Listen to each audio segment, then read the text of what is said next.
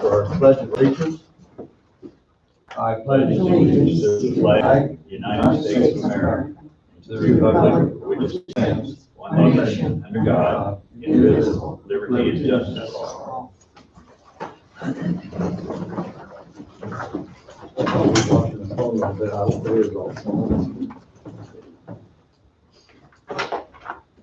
First order of business this morning is to approve our minutes from our September 21st meeting.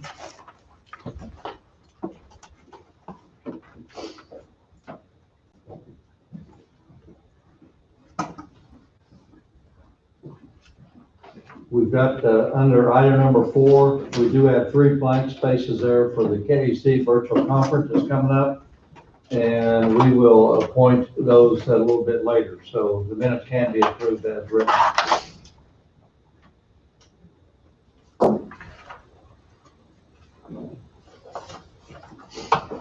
Also move to approve the minutes. I'll second. Okay, I have moved to approve.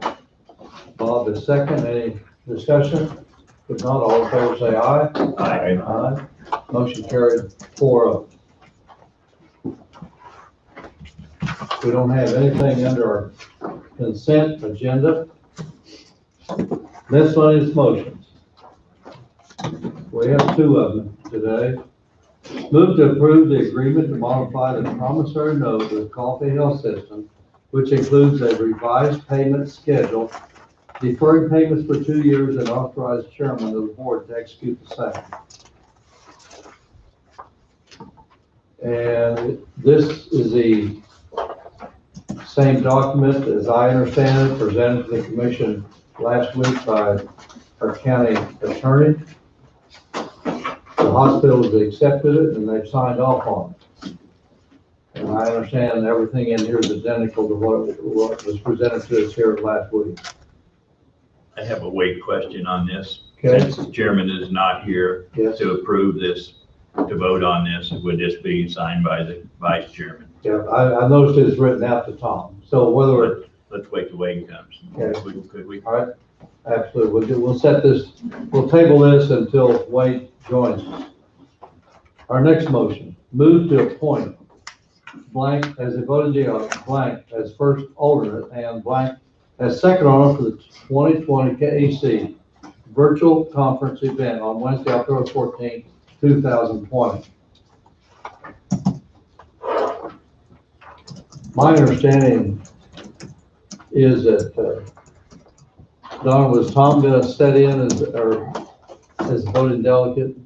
Well, I think Tim had mentioned that he would. Okay, He would sit in on the legislative discussion Correct. and then make a recommendation to the rest of the commissioners on whether the commission should approve the legislative policy. Isn't that right, Tim? correct.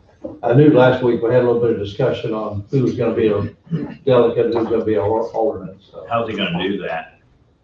How's he gonna make a recommendation to us when we're not, this before they vote, we won't have any meetings. Well, I can make sure and get you a copy of the approved legislative policy by the governing board if you'd like.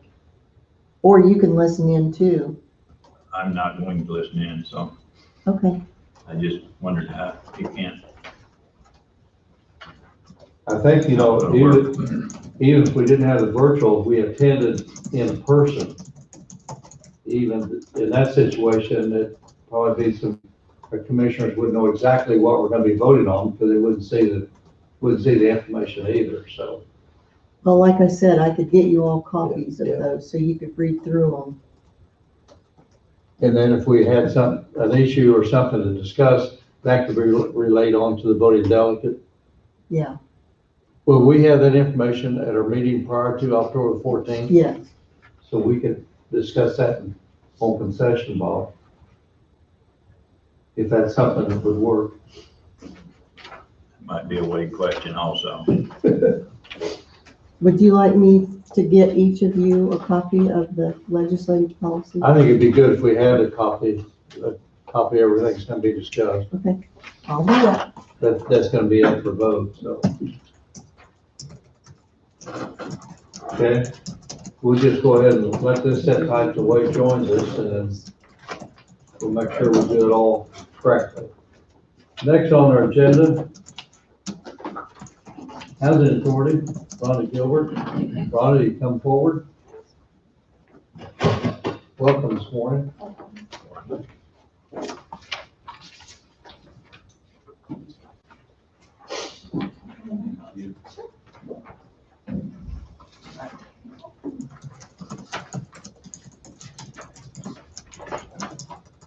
I have a property at 626 East 3rd in Leroy. It's owned by Ronnie and Lonnie Rohr. They are brothers, and they basically are fixing up this property, but it has this kind of rundown shed on it. And so they will be selling the property once it's all cleaned up and taken care of.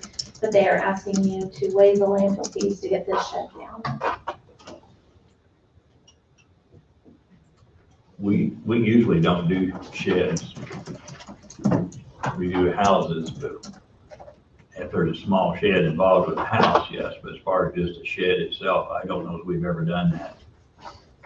Can you recall when we have? Not right off the top of my head, no. I know it's an eyesore, but, yeah, it's usually attached to a house usually. I think it's kind of a neat looking shed myself, but The owner of the property, the original owner of the property is in life care. And I'm well acquainted with it. They have spent a huge amount of time and energy and funds to fix the house up to be marketed. The shed, I mentioned the other day, I don't even remember who I was talking to, a couple weeks ago, that the shed needs to come down to improve the value of the property, in my opinion. But I don't know what our past procedures has been. I know that's been mentioned before. It is something that absolutely needs to come down. If not, it's gonna fall down. Yeah. It was built in 1920. And there's not a lot of material there. Right. So how many loads it would take, I don't know, but it would be kind of a small project, but. I think we've always not done it. I don't want to start something and start tearing down people's sheds and stuff. Like I said, we've done houses with a small shed or something and also took the shed out, but I don't know if I want to get started with the shed. Had so many, but I can't really remember specifically the list of shed, but I could be wrong.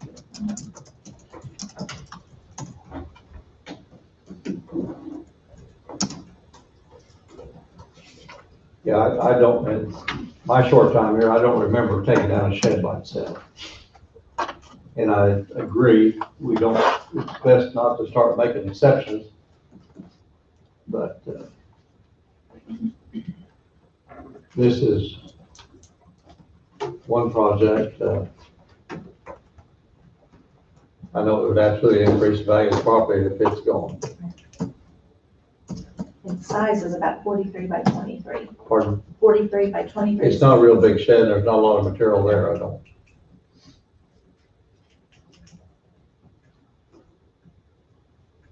Has there been many projects where a shed has been directly involved with an house? And whether that needs to play into it, I don't know, but Well, like, usually I think we've had some requests, but I didn't think to research back and see if we just did any sheds. I know we've done some that were attached with the house just to clean the whole property up. that was attached to the house. Or, well, I shouldn't even say, I don't want to say attached to the house, but in the property area, yeah.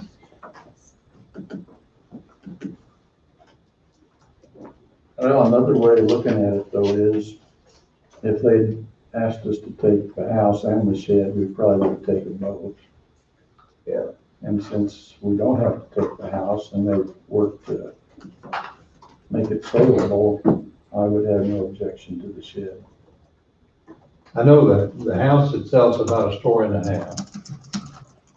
And everything in was totally gutted to the point they put all new wiring, all new plumbing. And right now, you couldn't tell the house was probably not over a 30-year-old house, even though it's a lot older. So it has improved the property value. To how much the appraiser will approve that or improve that, increase that, I don't know. Did you have it listed at 75? They started out a little bit higher than that, they dropped it down a little bit.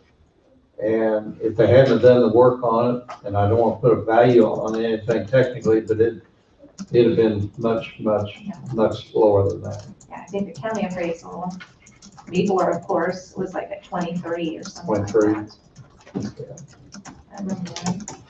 From what Fred says, I guess I don't really agree with that. I think that the county has done great by helping a lot of people tear down houses and stuff so they can build new homes and things like that. But I don't want to get started down a line that's gonna create a lot of, I mean, at some point, next thing you know, they're gonna take it down for them and haul it to landfill and everything else. I'm opposed to just a shed.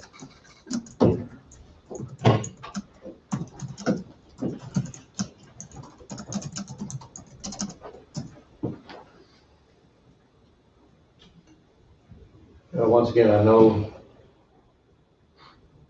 in management that I've been involved in, and not something directly like this, but there are times when exceptions have to be made to a particular subject or an issue that may come up. And I think this is one exception that maybe we need to take a serious look at. Also move that we waive the landfill. I'll second that. Okay, we got a motion and a second to waive the landfill. Any other discussion? If not, all in favor say aye. Aye. Aye, opposed? Aye. Carries 3-1. Thank you very much. Nice, thank you, Ron.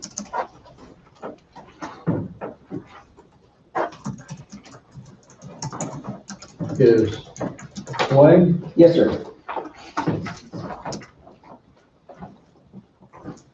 Good morning, Wayne. Good morning. How are you? Good.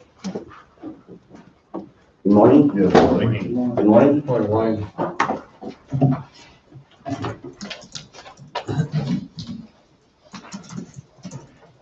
I have no motions, but I could fill my time. You've already lost about 7 minutes All right, well, from the presentation before. okay, well, then I'll try to stay within my time. So no road permits, one zoning permit. And so then at this point, we'll just, this is about construction zone, some more activities, so.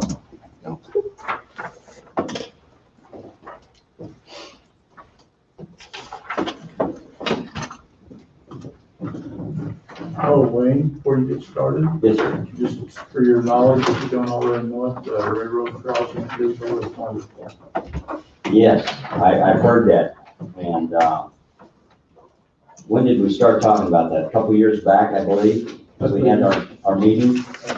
Yeah, and so, actually, I text the manager, that we had met and, told him thank you.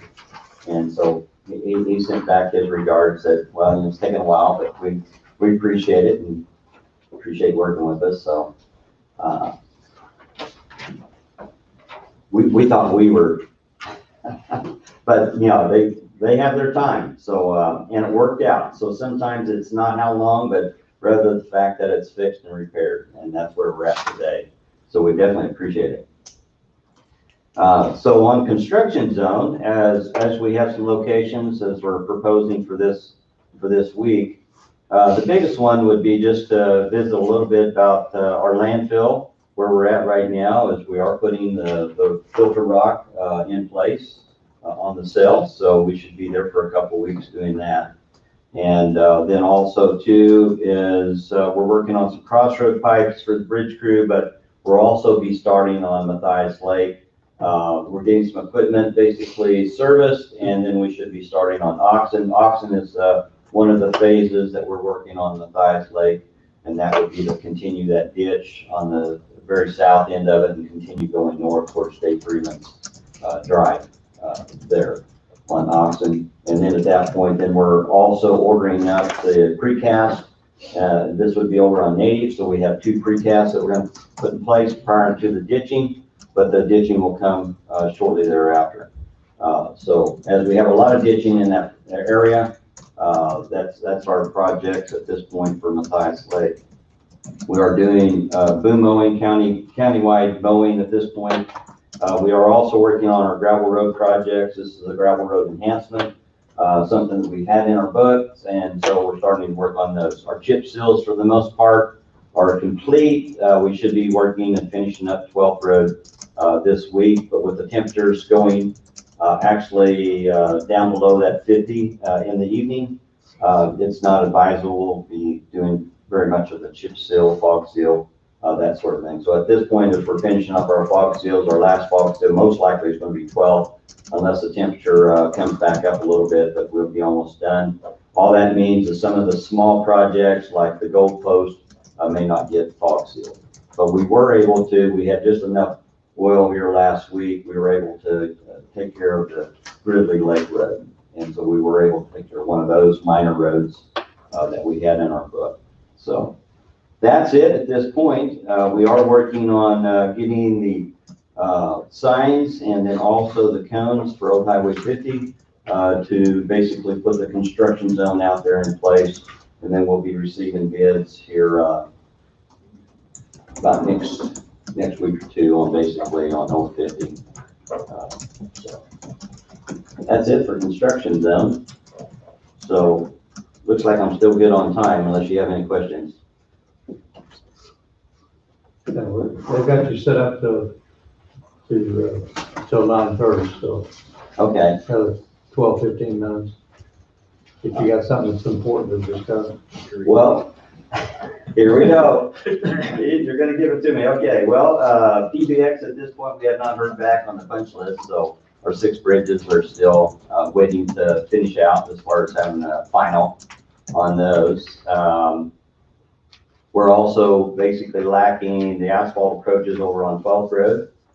That's between F and G. And so we're still waiting to hear back from those. Kilo has finished the intersections. They have finished all the asphalt that we had per contract. So we finished those. There is a section over on 22nd that's going to require some repair. If you've been there at Trefoil on 22nd, as you come to that approach or come to that stop, you'll find actually a large wheel rut that's going to require actually some significant subgrade repair on it. And so we're working on that as well. We are mowing back on a few locations, but once again, our full mow back from right of way to right of way is actually, by discussion we've had previously, was about another week or two. But there are a few locations that we are mowing back. And the biggest one is the gravel right now. As we're done hauling the chips for the chip seals, we're hauling the rock for the gravel road enhancement. And so we're going to the quarries that are that have the rock, and also the quarries that are closest to the project. So we're going through there at this point. And so, but yeah. And we are also getting bids on the roofs for the salt barns. They're at the shop, working on those. Jeff has been working on some equipment bids, and so we should have something here next week for some equipment bids that we requested previously. We do have a few other items on our planned budget for equipment I'll be bringing in here within the next week or two. But we're in our 4th quarter. We're looking fairly good as far as budget. So I think we're in pretty good shape. We'll just see what the Caterpillars have to do as far as going across the roads. We've seen a couple of those, so we'll see if we're going to get the winter weather. There's a little humor on that one, so I think So I missed a couple. you rely on the people Caterpillars to tell you what the winter's gonna be. Why, heck yes, I do. But that's the Farmer's Almanac. Tells us. But we got a full barn of salt, so we're in pretty good shape at this point. And I'll just keep that one going for that luck there. But yeah, I think we're in pretty good shape. As I say, we're getting our projects. Our projects are complete for the most part. We were planning on the striping to be actually the end of this month, but with the call here last week, it looks at this point about the second week of next month before we see any of our striping at this time. But we'll be completed with all of our fog seal at that point as well. And so when he comes in, he'll actually have all the roads available for the striping. And that would be all the hot mix asphalt roads, all the chip seal, fog seal roads that we completed this year, for the most part.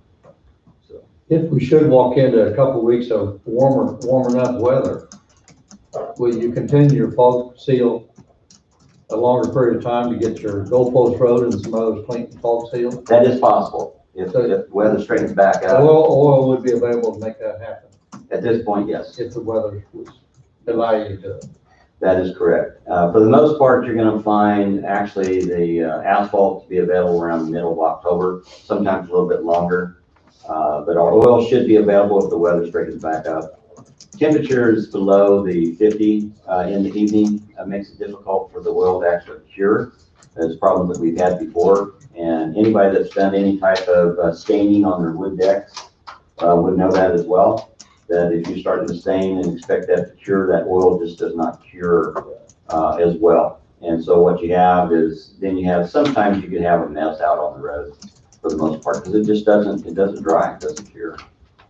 So it would be our intention to go ahead and complete all of our roads, but the idea of this one for this week is 12th Road is because it's the main road. We have much more traffic. We have much more as far as our snow and ice removal, wear on the road surface. So it does benefit us once again for the fog seal. And so that's the purpose, try to catch these main roads, take the secondary roads as we can, but we'll see what the temperature does for straightening up. So. Any other questions for Wayne? 14th and Native, we've discussed this before. Okay. When you come off of 14th to Native, you turn around the corner and you go south, stop sign on the north side. I had a couple people approach me about that, and I haven't been out to look, but can we get a stop ahead sign maybe put back on the north side a little bit? People are going through there thinking that since it's a straight road that the 14th should stop. Maybe we need to warn them that actually when they're headed south on Native, they're the ones that's going to be stopping. Okay. You might check that out and see. Seems like some people barrel right through there. People are using 15th and going over to Native and kind of bypassing. Mm-hmm. And they're not, once the sign is there, they're probably going too fast. That is a 45 in there on 80. Well, yeah, that's what it is, but it doesn't mean anything to a lot of people. Mm-hmm. But would we check that out? Maybe we could put a stop ahead sign back up north a little bit, kind of pre-warn people that signs there. Okay. Take a look at it. Yeah, thank you. Any other questions?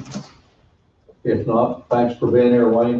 Wayne, at approximately 10:40, we have, Wayne has come in about dust control, Yes, sir. so I don't know what that's about.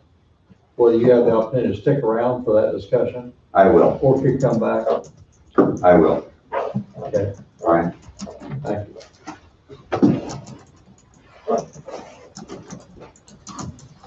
Next on our agenda is Richard. They pronounce that Lyra. Leah? Lyra. Well, I won't be able to handle that. We are a little bit ahead of schedule.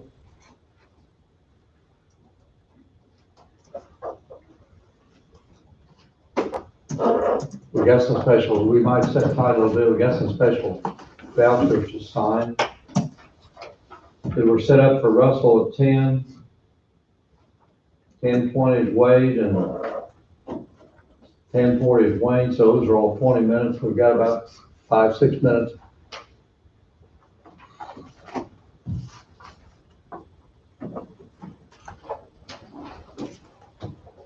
Answer these checks. I'm sure it doesn't make any difference. Chairman of the board, Tom is not here today, Yeah, so that's fine. no, this doesn't have to be reprinted There's for no the way vice to chairman to reprint. sign. Right, the checks are made that way, so you can sign as vice chairman.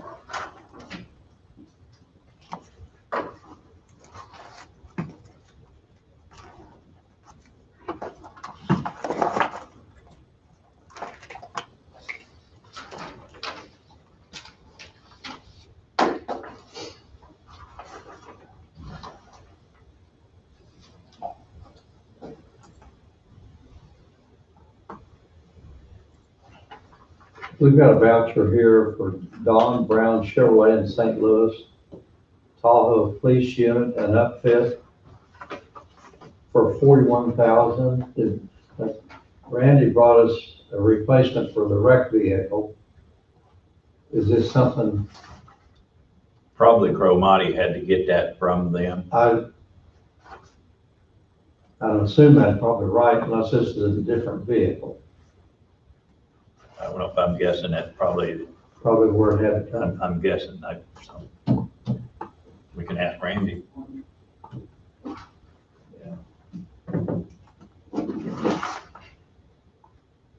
Randy will be here at 11 o'clock.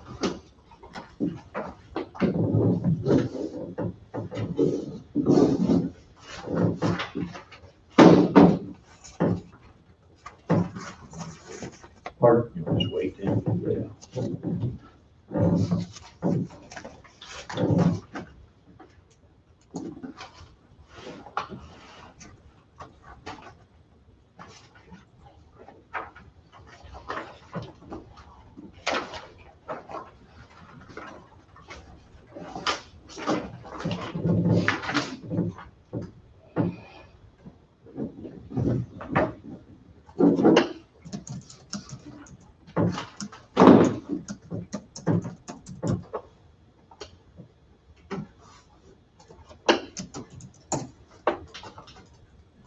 Donna, do we have a phone number for Richard to see if he's going No, I to make it in? don't. I don't, but Angie probably does, because I think If she you was don't the have a one. number for him, again, need one. I do. So we might make a quick phone call in case he's forgot we're not gonna make it. I'll step out. If you don't mind. If not, then we need to move ahead. I hate to move ahead into a 20-minute deal when we got 5 minutes left.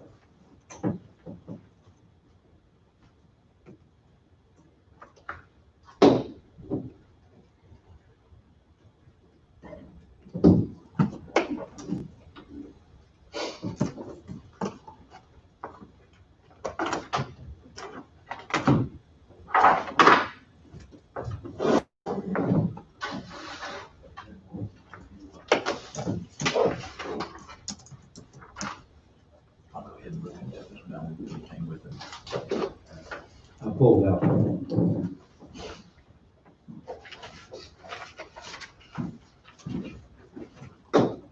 Chairman, he's moving around, he's Sorry? coming down Main Street, is what he advised me.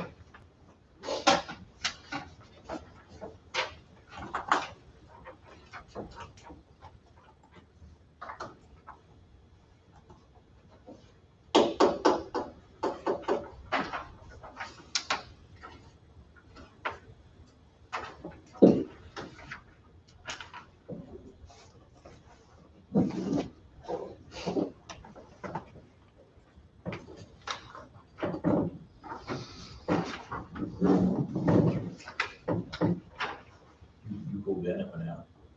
Sorry, Did you pull the one out or ask Randy about? pull the one out of the vehicle. All right.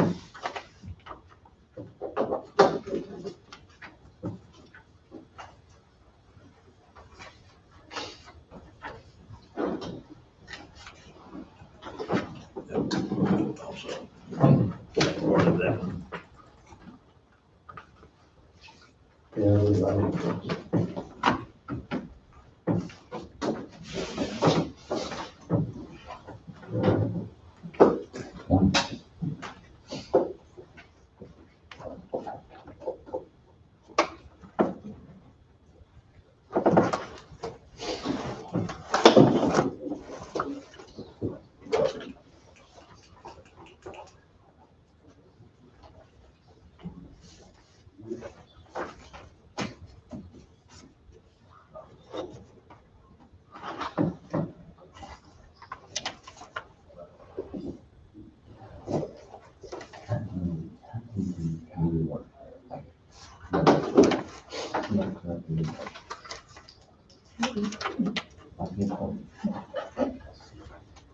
Does Richard know we meet down here, Angie? Yes, I told him. I'm sorry? I told him it was the end of the season. Yes. Hopefully, he remembers. They told last week. If not, he'll mind us. Years for them being all that sort of thing. So, I guess, hopefully it's a good medical number. Right.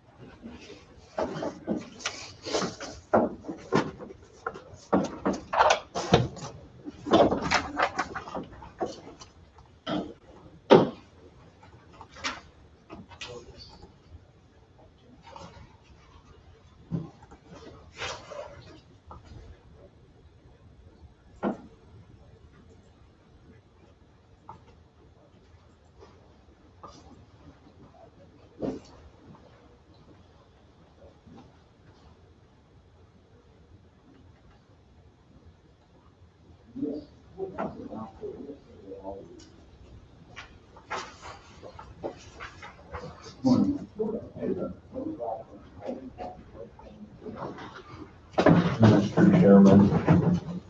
Morning, Richard? Good morning, yes. Yes, if you'd sign in the book down there. Mr. Chairman, Yes. I'd like to say I'll recuse myself from this portion of the meeting. Okay, you're gonna step out, or you're just gonna sit here and not make any comments? I'll sit here and not make any comment. Yeah, I'd like for you to stick, be around.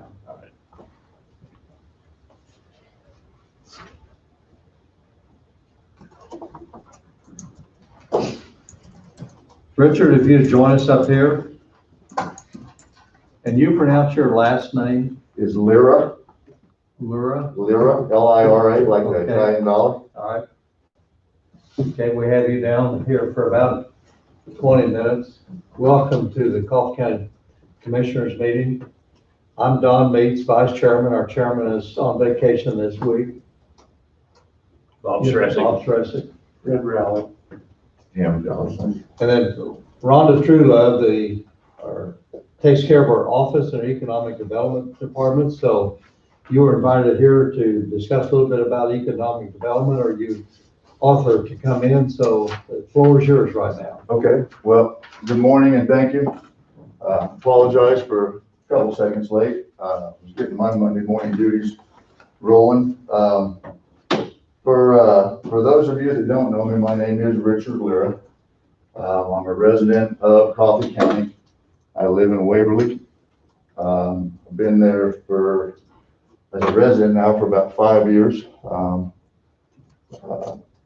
About 10 years. And then from there had ex-in-laws that I think some of you may have known, Gene and Tammy Blake, which I grew up, that was my in-laws, and so familiar with Coffee County, Burlington. And so the purpose for my meeting today is a couple of things. One is a business owner of multiple businesses in the state of Kansas. In living in Coffee County, I think that there's a huge opportunity right now for the county. And so from a meeting today, really what I wanted to come in and was from a business standpoint, what's the county really looking for? You know, I know that there's been a job posting for months for an economic development person here. And not sure where that's at. But with that, having business interest in the county, looking to put more business interest in this county, really what direction the county decisions are looking to make as far as growing the business revenue in the county. At the same time, understanding where the county's at, looking and projecting out the next 5, 10, 15, 20 years. What does that present to the county? And as a business owner, the challenges that the county is going to have to try to bring businesses to this county because of departure of power plant, whatever that may be, and other things. The economic environment that we're living in today. So how this all came about was I had started with some conversations with Cody Haddock. Would have been probably about December, January of last year. And in those conversations came up the economic development, the position, the cost structure, the salary of that position, the performance of that position of the past that's been here, and just some concerns that I had in some of those business dealings up to that point. So with that, I think he may have talked even briefly a little bit about coming up and having some conversations. Through that time, COVID started coming about, and with that, everything just kind of went on the back burner. A couple conversations with him, and as we know, Cody ended up resigning from his position here.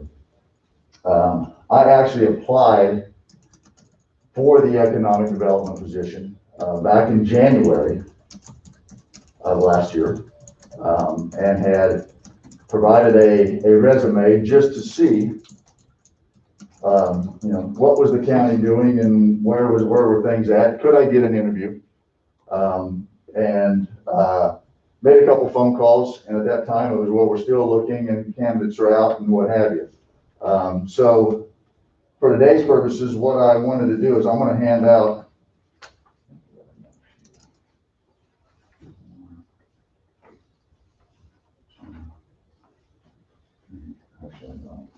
four and five, that's one short. So,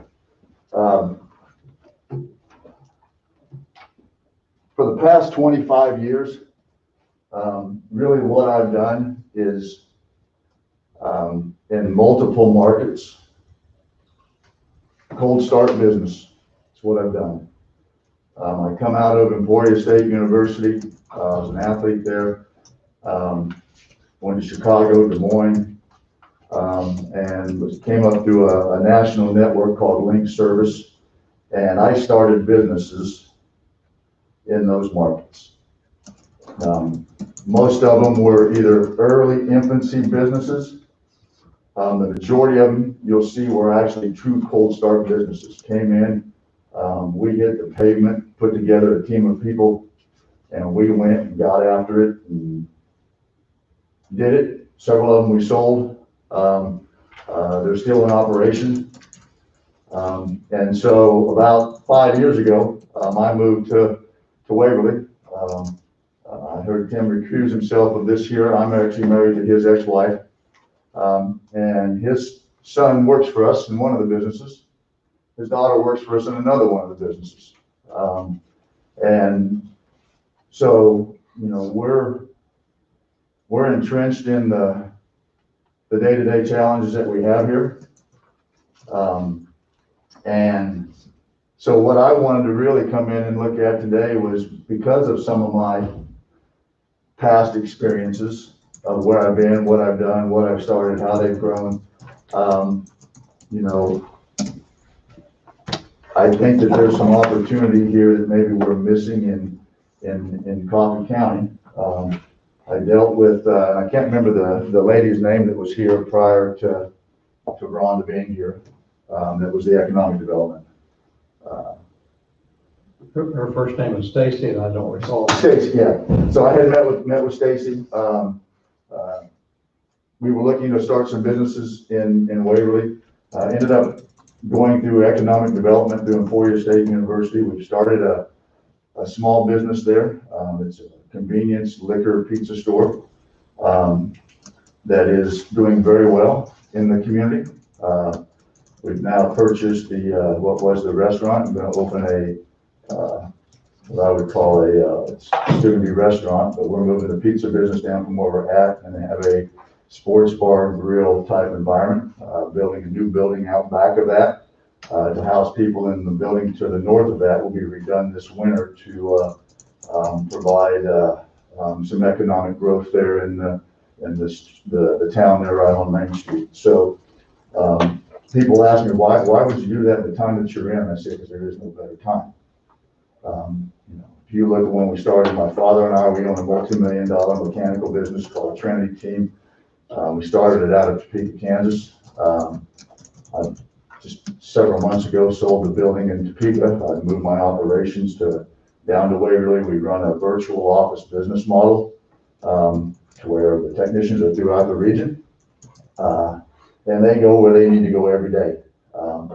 With the technology that we have at hands today, I can do business just about anywhere, any day, wherever I go. And so, we know there was a building that was just purchased across the street from our building that a business has gone in there that was in New Strawn, same thing. He came in, him and I talked. He says, man, he says, I can do my business here just as easy as I. So there's things that are advantageous to people to look to come into this county. But at the same time, I think, I know just in some of my conversations that, we're looking to bring some big business and a lot of different things into this community. And, my question is, would we rather have 2 or 3 $10 million companies or 30 or 40 $500,000 companies? When at the end of the day, if I lose 1 or 2 of the smaller ones, it doesn't impact me greatly. And so really it was just open conversation today of where things are at. Through the COVID CARE Act, we've gone out, we've applied, we've done PPP loans in our businesses to keep things running. There were dollars that were available. One of the reasons that I'm here today was because we did make some phone calls to look for some funds in starting business, continuing our business, and it was brought to our attention that there were I'm good friends with Rhonda Harris through the Department of Commerce. And so we went there and we're looking at grants and funds and things that were readily available there. And there were dollars that were just missed because things did not get applied for, did not get maybe done for whatever reason. And so as a business owner, when I go to call and they go, well, those things aren't there, and they tell us that it was just because somebody didn't get something done, I raise the question of, okay, then what are we really trying to accomplish with the economic development right now? When the position was put out in January, actually sooner than that, and now we're in October, and we're getting ready to go into a second CARE Act. That dollars are going to be available again, and we need to make sure that we're capturing those dollars because it's free money. I mean, it's there. If you document, you track, you record, you monitor, you log, you do all the things, the majority of those dollars are going to be released. So from a person wanting to start a business right now, I tell everybody, go out, go do it. The interest rates are good. Why not? So really what I wanted to come in today, are we really doing the things? And I know that we have an interim. I don't know what that title is, that position is, what it encompasses today. But are we doing the things that we should be doing so that when the businesses that are already established in this county go to look for assistance, that it's there? And if it's not, then I think we need to step back as the decision makers and go, what should we be doing? Because we're trying to grow, we're trying to do things in the midst of all of this. And the government is saying there's dollars that are there.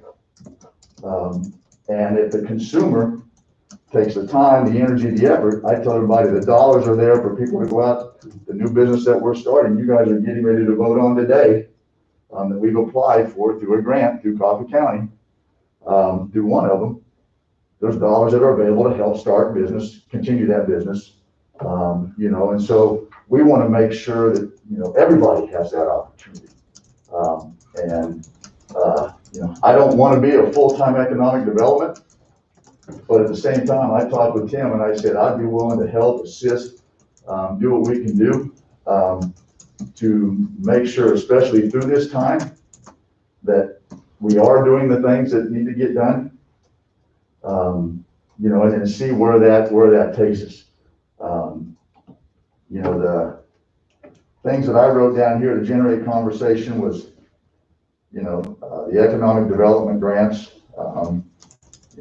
Why should I bring my business to Coffee County? Your question is, well, how do we bring business to Coffee County? My question to you is, why should I bring my business to Coffee County? In comparison to other counties that are around here,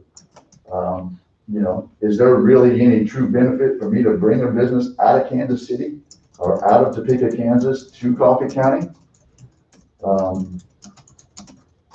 Maybe.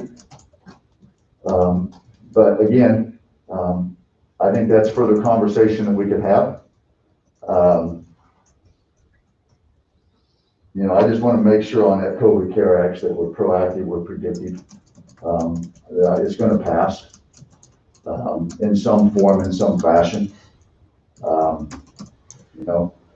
understand the economic environment time that we're in. What you're looking to pay somebody for that position. As a taxpayer, I struggle with a little bit. I think that job could be done in a variety of different ways,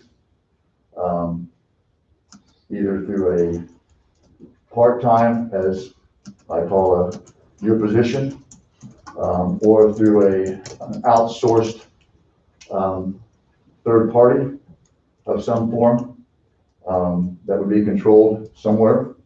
But I think the results could be a lot better than probably what they've been up to this point. I was very dissatisfied with what I got when I came here and asked for direction of how do I start a business in Coffee County.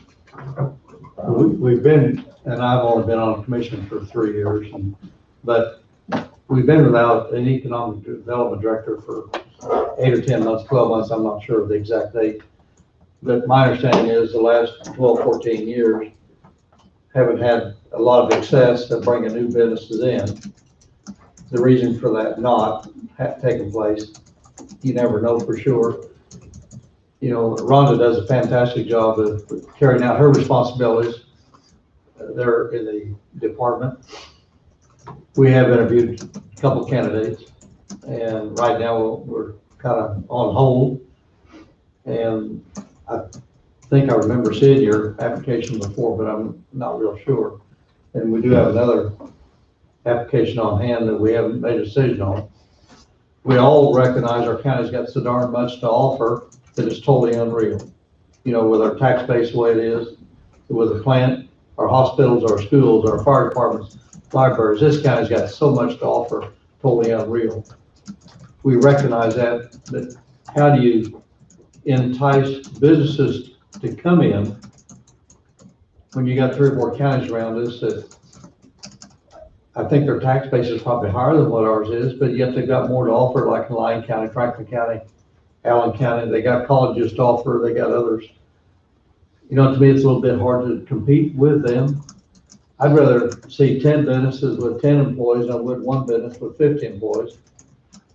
My opinion. Yep. You never know when you're going to stumble into a business that'll hire 100 employees, be here for 30 years. You never know what it takes to entice a business to come in.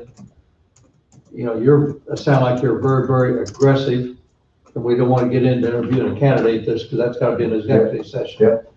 And I wasn't sure where you was going to go. I didn't want to shut you down. I wanted to listen. That's okay. I'm here to listen. I think we're all here to listen, where we can make a stronger effort for Coffee County to improve our employment opportunities, to keep our young people in Coffee County. And one of the main objectives of an economic director is to maintain the businesses we already have. We can't afford to lose what we already have. So, it's great to hear your comments and your suggestions, your ideas.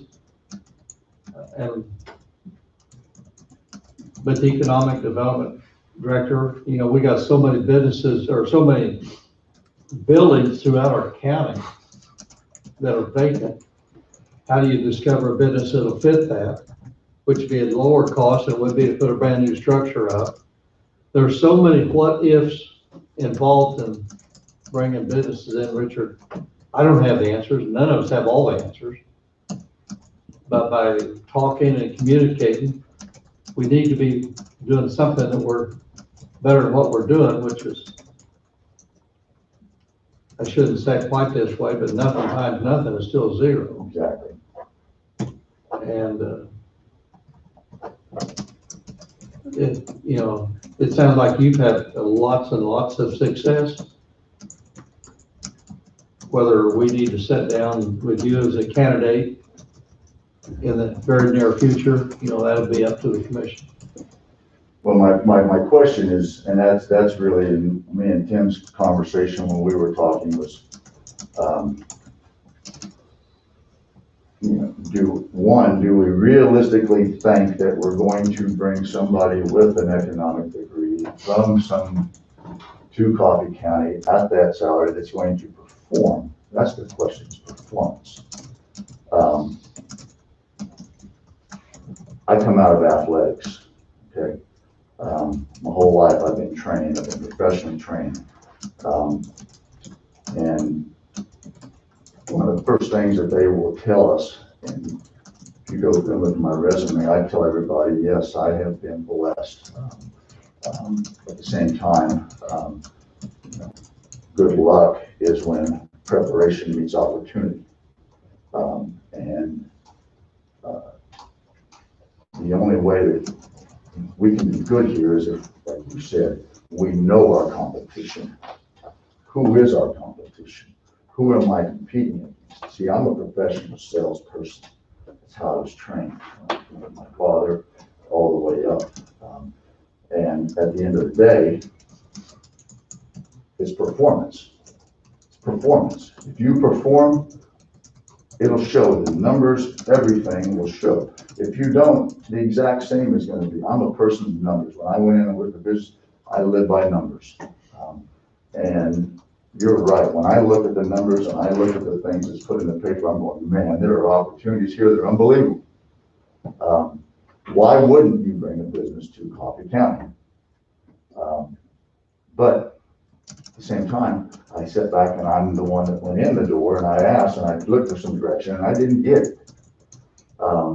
And so do we want somebody that knows economic development, or do we want somebody that really knows how to put forth, sell the county, live in the county, be a part of the county, have business in the county? And so when I had those conversations, I thought, does that person need to be a full-time? I oversee multiple businesses, but I have time that I said, I could do this job better, and this is an interview day, better than what has been done up to this point. And we can have that conversation. But really what I wanted to put forth today is moving forward, knowing the economic environment that we're in today, how do we get through that? Because it's not going to change, okay? I'm standing here in a meeting wearing a mask. We have to, So it's the world that we live in. I thank you all for your time today. I'm open to questions. I would be open back to have further conversations and what have you. Again, as I said today, my main objective was to generate conversation. Where are we at? What are we doing? At the same time, I'm also on a business ownership standpoint. I've got a business model in this county that is working very well for the city, for the county, and it can be done in every small town in this county with very minimal investment, as you was talking about. There's buildings, there's the opportunities here. So that's all I've got on that. One other question that I brought up to Tim, On just another side note, in my business, I travel every day. My truck is my office. I run business throughout the Midwest. And my question is, does Coffee County have some type of cleanup crew? Something that we could do to, I don't know if you guys go out and drive the county highways, but there's trash everywhere. And as we're talking about, the things that we're talking about also is somebody coming in to bring, let's clean it up a little bit. I mean, I don't know, that's just a personal thing. I like our trucks clean. I like, at the same time, if somebody's coming in, if we could do a road crew or something of some sort, maybe and I don't know what the answer is in the economic times, if there's anybody that's there, do a slow time, reassign them to a part-time road cleanup crew, whatever that may consist of. But that's just another thing that I wanted to put out there today, Well, the state of Kansas used to have a cleanup program, where a business or an organization or a group could sign up for a 2-mile stretch, 4-mile stretch. I've been involved in that 20 years ago. I'm not sure they got that program in place, but I could be wrong. But it is, the first thing, our cities all need to be presentable. And when you do drive some of them, there are some entries coming in the cities and there aren't as presentable as what they probably should be to entice businesses to come in. Because a lot of businesses got to look at that. That's going to tell them a message of, what the county's actually doing or the city's doing. We do take down structures that are, that there's not much value to, and waive the landfills waive the landfills. So we do what we can when the things come forward, but there's a lot more that can be done in our individual cities to make them more attractive. Just wanted to put that out there as just an open topic for conversation, so I appreciate it. Richard, we appreciate you coming in. It's great to meet you, and we may be back in touch with you here shortly. Okay. It sounds like you've done a great job for yourself and could probably bring some good leadership to our county too, so, which you're already doing individually. I thank you. Thank you. Have a good day. God bless.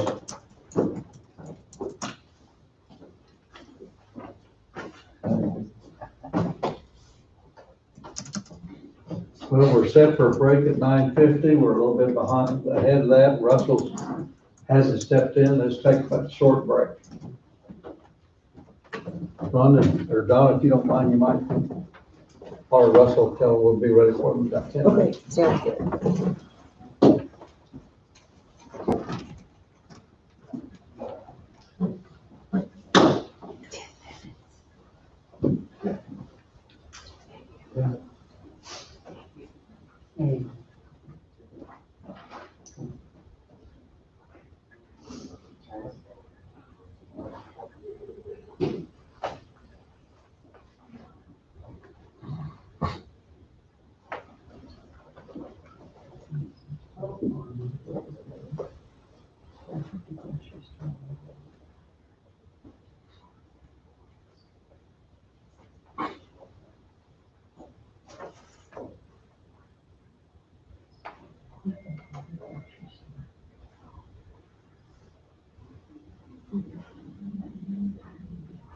Yeah, Fred, I sent that to Jeremy Wagner, BNSF. Jeremy's he's the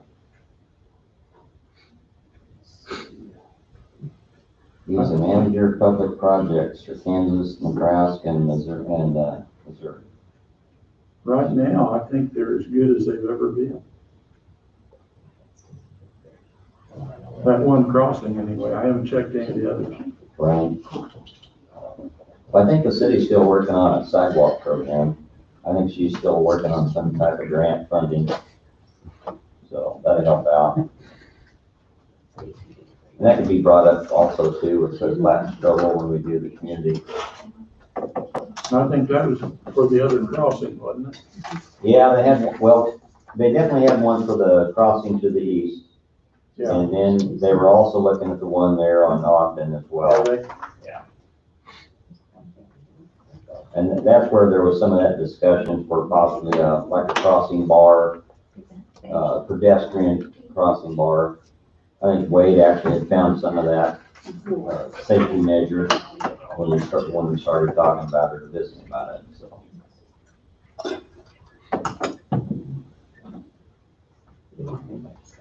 But I'm thinking that was about 2 years ago that we started that conversation. We had that in the office. Been a long time coming. Yes.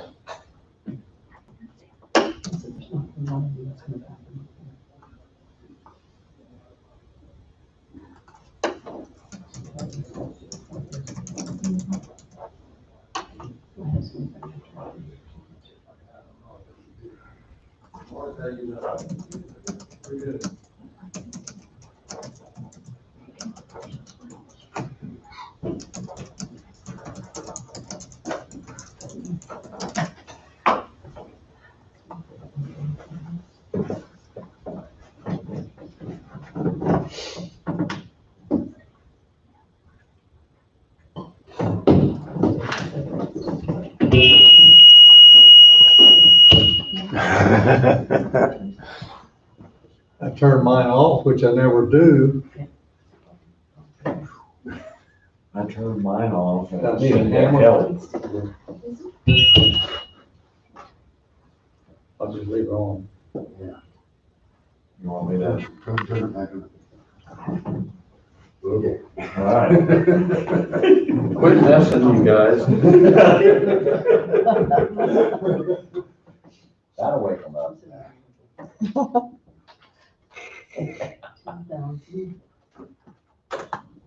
right, I don't usually have my phone up on my shirt. Should I move it away from it? That would be okay. All right.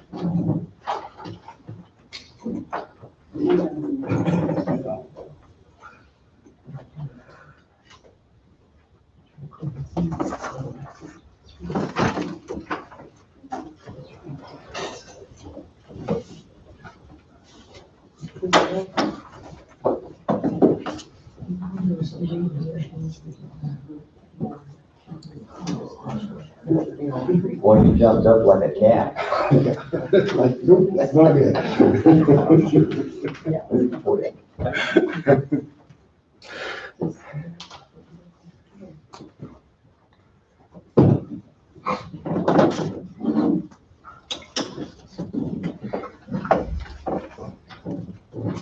That noise will do that to you.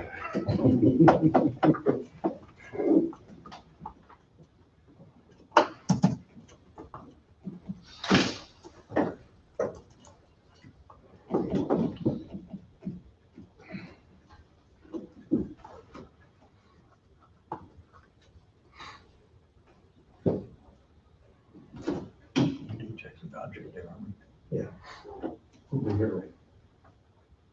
Till Till noon. Till noon. noon on this problem. Not if you cut them off. I'm sorry? Not if you cut them off.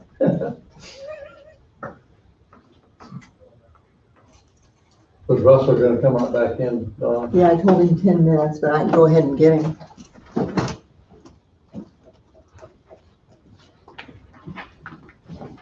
Here it comes. Okay.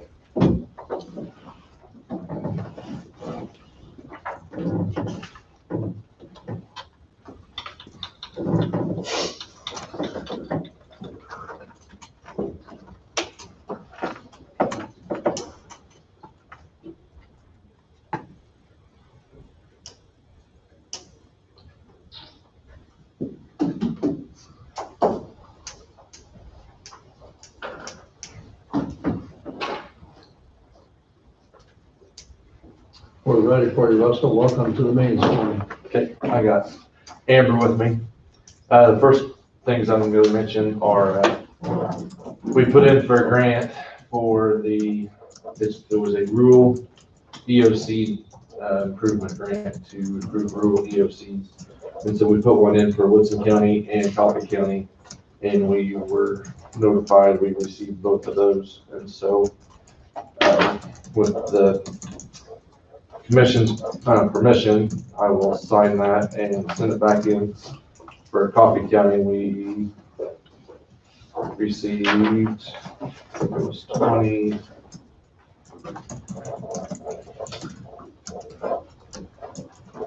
$28,690. And we put in to update the computers and the office chairs and some multimedia screens. So unless the commission doesn't want me to for some reason, I plan on signing that, and sending that back in.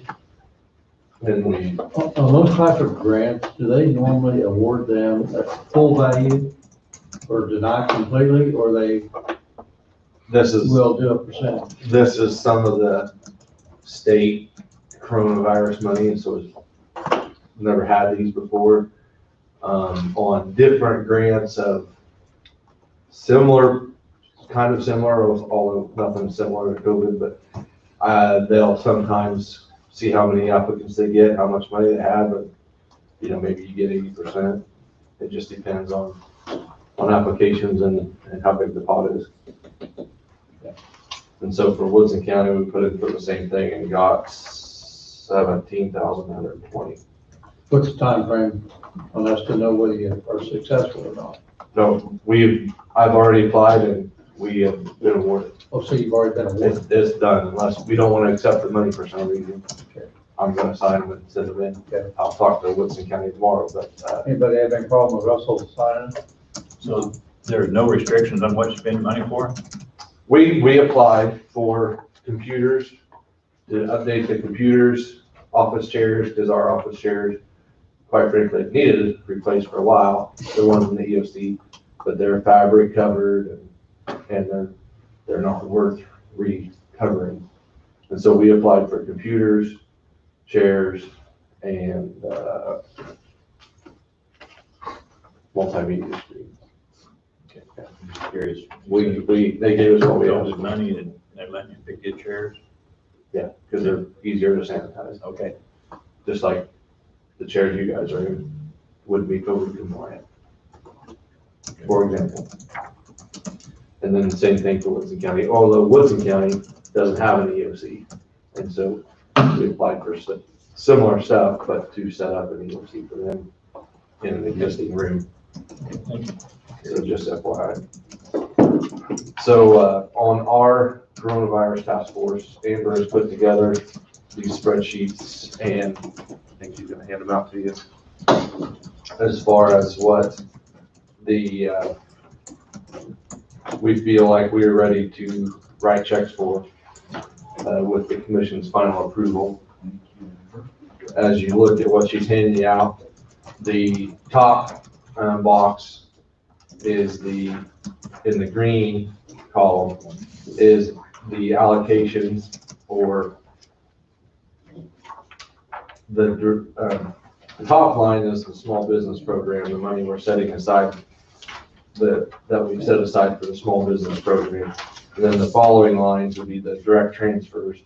So money that we're directly transferring to those agencies, such as the schools, the cities, the hospital. The hospital is a reduced number right now. The actual number for the hospital was approximately 800, and you remember what it was? It was a little over 800. Sorry, what'd you say? The number we set aside for the hospital was 800 and some, but we're only ready to send them 600 and some right now. It was a little over 800. It was a little over 800. The Yes. state wanted more clarification on some X-ray equipment that the hospital was asking for, and so we've sent that. The hospital's more detailed explanation of why they feel the X-ray equipment would be COVID related. And so we anticipate, another, not quite two, I think it was 180 or some, approximately another 180 later on to go to the hospital. Assuming the state approves their more detailed explanation for that equipment. And then, crosswinds, and then originally we put COF under that, but we decided they're more of a business, and so they'll go down under the businesses, I think. The city, one note on there is the city of Leroy. Originally, they put in for the 12,000, and then they revised their request up to the 31. And so that has not been presented to the task force yet. to get their recommendation, but that's just for your information. Our intent would be to right now send them a check for that 12, and then if after our next task force meeting, the task force says, yeah, let's up it, then we'd come back in and suggest upping it to the commission. But right now, we would just send them the check for the 12,281. But that's gonna put you above our 1.76 million. Well, so that'll be part of the commission's decision, what the commission said, and we'll get to that here in a little bit later. The commission said of the 176,000 that we set aside for the county, that if businesses or somebody else wanted it, the county would distribute that accordingly, but. That's what I mentioned here a couple of weeks ago, you know, yes, the county could use funds also, but our funding's in good shape. Right. So do we need to Right. move And so all that, of it or most of it to our schools and our schools and our cities and whatever, so. right. And so the intent, or Amber and I's intent would be to take that back to the task force and say, hey, the city of Leroy up there, they'd like to get a little more. Does the task force, approve that? And if so, then we would come back to the commission and say, well, the task force said they think it's a legitimate request. Does the commission want to fund it? And so then the second box down there, you'll see the Coffee County Small Business Program, round one. If you look clear back up at the top in the red, currently we've had 76,000 requested. And so, is that not right? Missed the 6 up there, but yes. Okay. Yeah, it should be 76, 666. 86, yeah. So there's still approximately 100,000 there available. Now is that 76, refresh my memory, is that 76 requested or 76 approved? Approved. Right. So there's been more than that requested. As of right now, the task force has approved 76,000 and some change. There was approximately 111,000 that was requested. And so the task force put about 40,000 on hold, if you will, of the original request. They're like, well, we're not sure that quite qualifies. Right now, they've approved 76,000, and that's what you can see in the bottom box down there.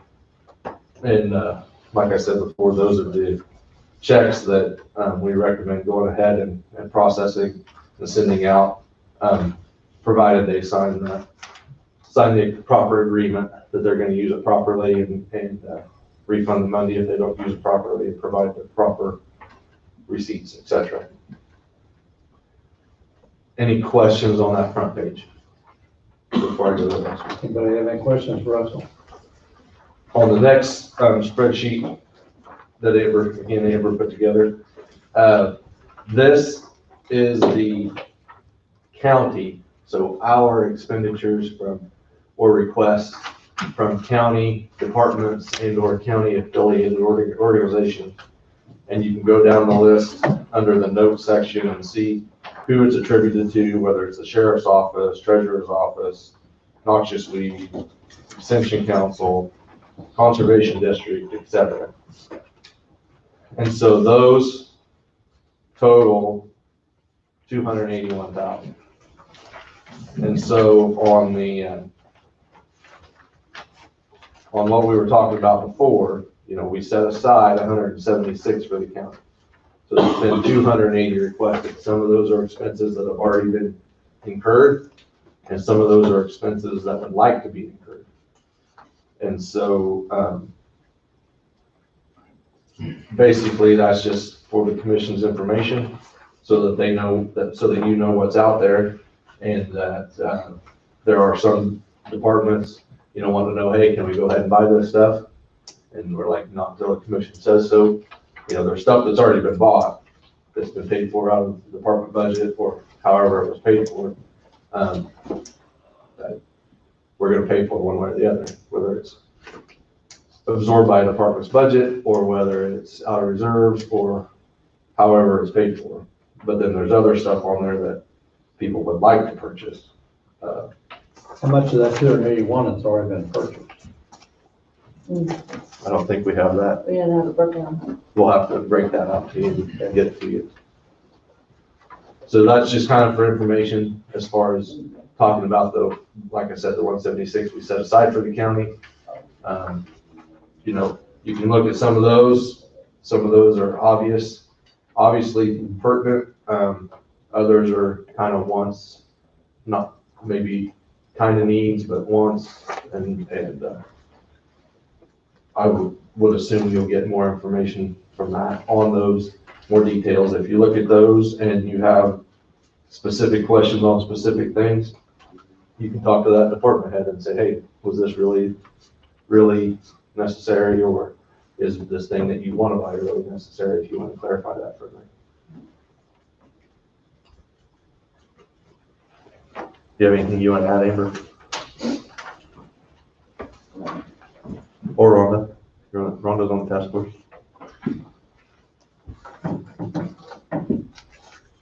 Anybody have any questions for Russell? What do you need from us today? So our intent will be then to, unless the commission has any questions, our intent will be to provide the clerk's office voucher, or basically a voucher and a spreadsheet saying coronavirus relief funds, and give the clerk the information to start writing checks. And so then you'll see the special issue checks the first week of October coming across your desk to be signed to send out. So unless the commission thinks there needs to be a motion to approve this, or you'll approve it by signing the checks, as far as I'm concerned, whatever the commission's pleasure is. Unless there's something on here that you don't think you want to sign a check for, that would be our intent, is to have vouchers processed through the clerk's office as special issues, and they'll come across your desk to be signed. Yeah, whether we need to make a motion to approve this, I'm not real sure. That's probably once again a weight question. To which way he wants it documented for our records. So, and Wade, he's on. And so then to elaborate a little bit more, that's round one. And so obviously 76,000 has been approved. There's still 100,000 available for businesses. So any businesses that are listening right now and think you have valid COVID related expenses, we encourage you to get on the county website or the Princeton Facebook page, or the chamber, I believe it's on the chamber website, to get an application, fill it out and send it in, because there are still funds available.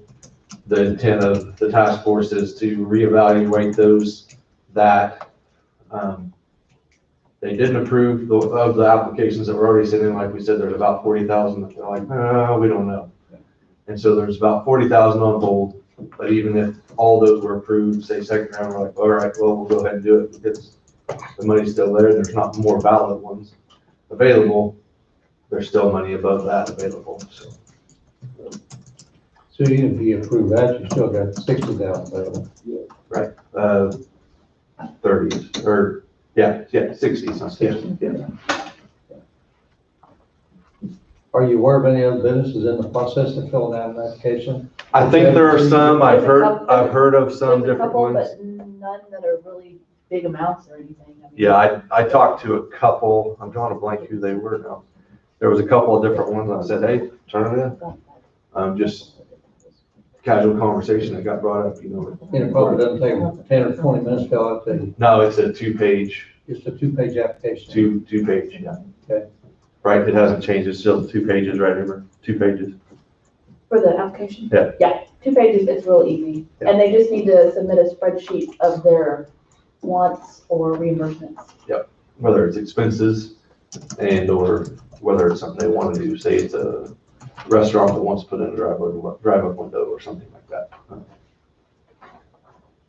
And the task force has already went through all these applications and made sure that not only are they COVID related, but that they follow all the rules, so. Of the 76,000 approved, yeah.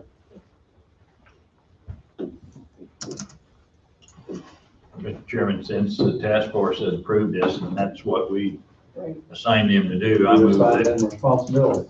I move that we authorize payment of the $76,666.86. No, Oh, no. oh, the 1 million? Which one we looking at? Well, it'll be that total really isn't on here. I guess all the direct. So what is the total? Yeah, we don't have that. Well, your total's gonna be 100,000 less than your 1.76. No, it's more than that because, And then you got the 176 down below, so it's gonna be about 276 less. Could you bring us a total? yeah, we can bring Just that total. back to you. Yeah, we can bring Look that at back this, to you're you. looking at- it'll be somewhat less. I'll say we wait till we get a total. Yep. So we know what it is. Just withdraw the motion, then I'll withdraw withdraw it. until we have the final figures. Right. Yep. Okay. Anybody have any other questions for Russell? When do you estimate this will all be completed? December. Technically, the last report won't go until February 15th. The last report won't go until February 15th. All the money has to be spent and or returned to the state by this, has to be spent, anything not spent by the end of December has to be returned to the state. And then that's when the task force will be disbanded. Correct. Unless there's like another round or something, but yeah. I would recommend that you be thinking about, your department be thinking about some way of showing them some small token of gratitude for their efforts. We buy them cookies regularly, so. And I think I don't think I've mentioned it to him yet. I know you mentioned that typically those kind of boards can turn in for mileage and stuff. So, well, if you help remind me, Amber, we want to mention that to them, that if they want to turn in for mileage, they can. We've had some that have been joining us by Zoom, so they haven't been driving in. And so, How many total meetings does the committee have? 3, hasn't it? Yeah. 3. Okay. Of course, we all know that Russell's gonna be moving on to Lyon County. Right. Right. Riley, I'm sorry, Riley County. Are you gonna be here Monday. next meeting or two? Next Monday. Next Monday, okay. Mhm. We'll give you a send off then. Okay. Okay. We'll come back with some numbers here. in a while. Today? Yeah. Okay, because we'll be here. That shouldn't be too hard to come up with No. those numbers, so. Any other questions, Russell? If not, thanks, Russell and Amber. Thank you. I assume it's gonna be that less about 260. Donna, do you want to holler at Wade? Sure. Is it right on, a couple of minutes behind, that's not all. And I see Wayne's here, we could even, We probably get Wayne in pretty far away. hey, If Wayne, where's Wayne? Wayne in the hall? Wayne's here too. Both Waynes are here. We can get the Waynes together, have a Wayne on.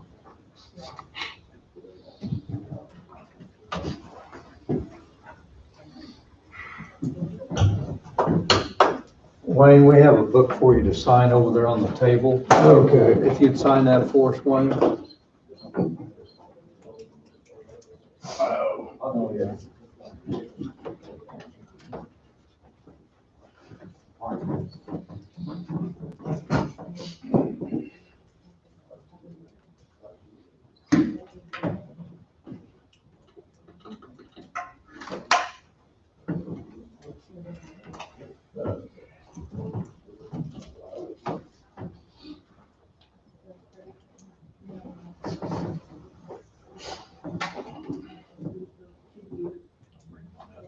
Sorry.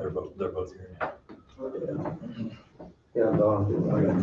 Wayne, why don't you, Wayne, if you come up here, and Wayne Blackburn's here to kind of listen to see, what your subject is and what your request is. Okay. Wayne, do you know everybody that's around? Good morning, Wayne. Morning, yeah, very much. Yeah.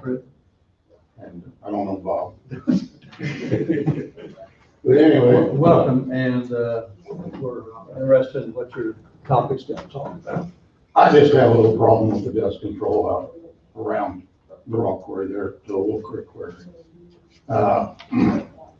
Last Wednesday, and there you can see I'm still choked up. I mean, there was no wind blowing and the trucks were coming by.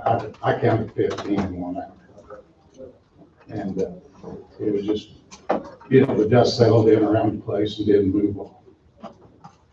And, You know, I haven't been by your place for a long time, Wayne. Are there any other residencies that dust may be an issue, or you're the only one in that? my sister's place up there is the same place. I mean, my brother's and sister-in-law. The dust control's wearing off in a lot of places. I know Gene and Maryland, on a good south wind, their place will get dusted when the trucks leave the quarry. A lot of the neighbors out there are all complaining about it.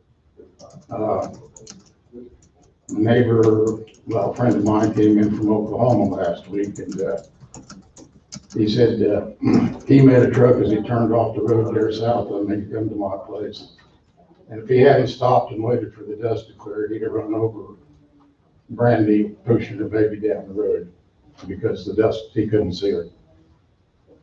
It's just it's a safety concern. How long a stretch are we talking about that we need to provide if we Well, decide to provide dust control? like Wednesday and Thursday, it started at Oxen Road there at Wolf Creek Road on 17th, and run to Reaper and then south to 16th. I can't expect you to go out there and make dust control on all of that. But, and there's nothing we can do about the public trucks running. But I would like for the county to look at maybe routing their trucks down Planter Road on days like that. Simply for the fact there's nobody that lives on that road. You know, and it's just a half mile west of the quarry instead of coming east. And that way they won't, you know, we take a little pressure off, it'll help. So the county's hauling rock out of there. Are there any other commercial trucks hauling a lot of gravel out of there? You got the local people, Zeldin Wright and Brad Pear, a few, you know, local farmers, just, you know, they might be, you know, if they've got 2 or 3 loads, they might make 2 or 3 rounds a day, or, you know, it's not out, you know, out of, it's something you can live with. But, So basically, you're asking if we would just kind of maybe reroute our trucks and take, what do you say, 25% of the traffic down, or what do you think? oh, it's like 75% of the traffic on the days that they're hauled. Oh, we're hauling quite a bit out there, Wayne. Well, we already take half of our trucks, actually half of our trucks go over back to the west, that half mile. So what they're doing is those trucks are coming into it, and then we come back heavy coming out. Because the road conditions, the road is narrow, they're on the west side, that road's narrow, so that only goes one-way traffic. Can't, I mean, wouldn't be able to accommodate both ways traffic. And the road that he lives on is actually, there's 3 residents onto it, what we saw. The other side is too, what you know, we talked about on the phone here last week. Yeah. And we had visited with, from our conversation, from our investigation such as that, we had visited with the rock quarry. So actually Cole Anderson, you guys met Cole from Bettis. So he had actually is looking at doing dust control next year for those 3 residents. And this is at least a mile away from the rock quarry.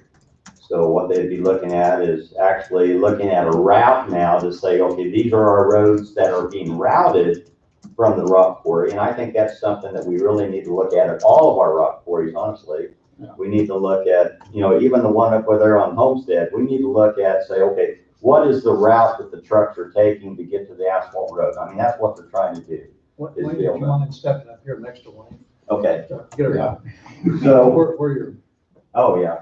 are people who know who's doing the talking back behind? Okay, well, once again, on that one is, Mid-States is looking at doing the dust control for next year. It won't happen necessarily this year at this point, but they are looking at it for next year. And I think it's a good topic. I think it's a good discussion. It's something that needs to be looked at countywide, because for the most part, when we do the zoning only looks at the residents within, say, 1,000 feet, okay? And that's what's covered. So basically by zoning is dust control is actually placed in front of those residents based on the zoning, based on the 1,000 foot from the rock quarry. But But what we're needing to look at is actually broaden it and say, okay, what are actually the roads that are being used as haul routes? You know, that's what this is. It's a haul route road per se. And so, and they're willing to do it, like, at least from our conversations that we had with them here last week. So I think it'll resolve it probably. It doesn't resolve it today, other than the fact that we did get some rain. It's helped out a little bit on this dust control, but I mean, as dry as it was, It'll help today. it'll help today. I'll get to mow my yard today, but. The rain will never last very long when you got. No, It's no. gonna, dust is gonna come up. And, Right. you know, the heavy trucks crossing, turning the corner up there, running down the road. And, you know, we had a nice, you know, they do a good job keeping gravel on the road, but they grind it up pretty good too. Yeah. If there's a, you know, half-inch of dust. This like road on that the Wayne's suggesting the county use, Which we're already using. and that's a single traffic road, Yes, sir. so it's not, Half of our trucks are actually using it. I mean, as we're hauling, basically, we're hauling, can we lay some calcium down temporarily until we get to next spring to alleviate some of this? we could, if you're directing us to make the purchase of the magnesium, I just have to see what availability would be. I don't know if we would get it down in time, but I'd have to see what, I know it's a little, adds a couple miles to it, but yeah. if we would use both oxen and, planter, instead of going a mile east and up past Wayne's and his brother and, The old Jim Trail Allen's Allen place. yeah. I mean, in other words, if we ran our route west of the rock quarry for the rest of this year, while we're out there, we could run the empties on west over to the corner by Sharp and run the loaded planter. I mean, would that help for this year instead of going out trying to put calcium and stuff down that's really, we're kind of like putting stuff in the ground that's not going to be there because Yeah. when you blade the road, you're going to be blading it off anyway, because actually planter is not that quality of a road, like you say. Mhm. Is that a possibility of that? I mean, There is that possibility. I mean, of course, you know, you'd be running more miles. and better, everything cheaper for the route miles with it. though, or less expensive route than putting it down. I mean, because we're only talking on days that we're running anyway. Mhm. I mean, I suggested the water truck, but I realize they probably maybe don't have one available. Well, the water truck, as you say, just as you mentioned on the quarter inch, the thing is with the water, you're gonna have to run the water constantly throughout the day. It depends on the temperatures and some different things like that, so. I mean, we can't control the private company, that people, they're gonna still go buy whatever they do, but Yeah. maybe if we're hauling quite a bit out of there, if we're just hauling a load or two a day, I'd say, sorry, Wayne, but. Yeah, and I expect that. If we're hauling quite a bit out, maybe we can accommodate them a little bit this year and work with the company for next year, see what happens. We'll do that. And I Would miss that this. work for you? Yeah, that was great for me. I'm just, anything to kind of get some of the problem done. It's, you know, I'm a farm boy. I'm used to having to live with dirt, but I mean, constant 8 hours of it was a little much. You know, I think we need to do what we can to alleviate it. and, I mean, trucks, when you're hauling lots of rock, we got 6, 7 trucks dedicated to rock haul. For the most part, I'd say that'd be Of fair. course, depends on how far they're going and everything. 5, 6 loads a day.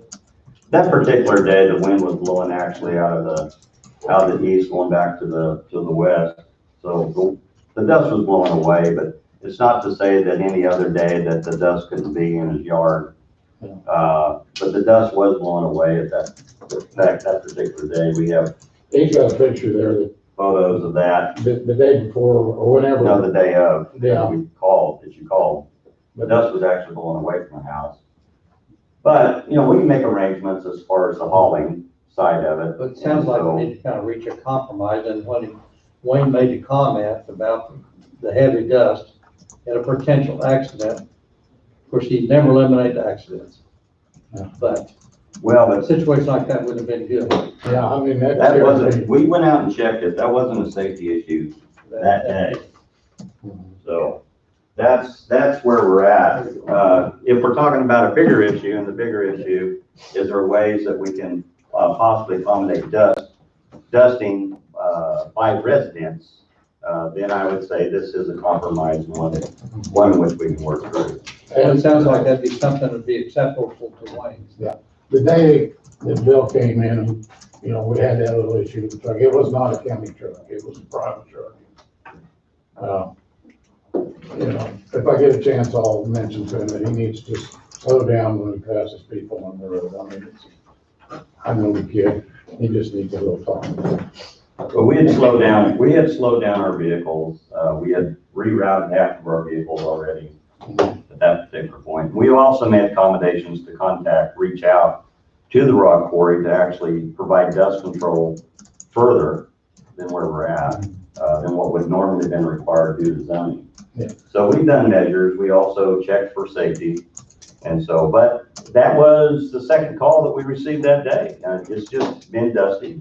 It's been extremely dry for the last 2 weeks. And so that's where we were at. So. And the rock quarry did call me, and they basically said that, you know, there wasn't nothing they could do this year, and they thought they'd done what they was required to do, which they probably have.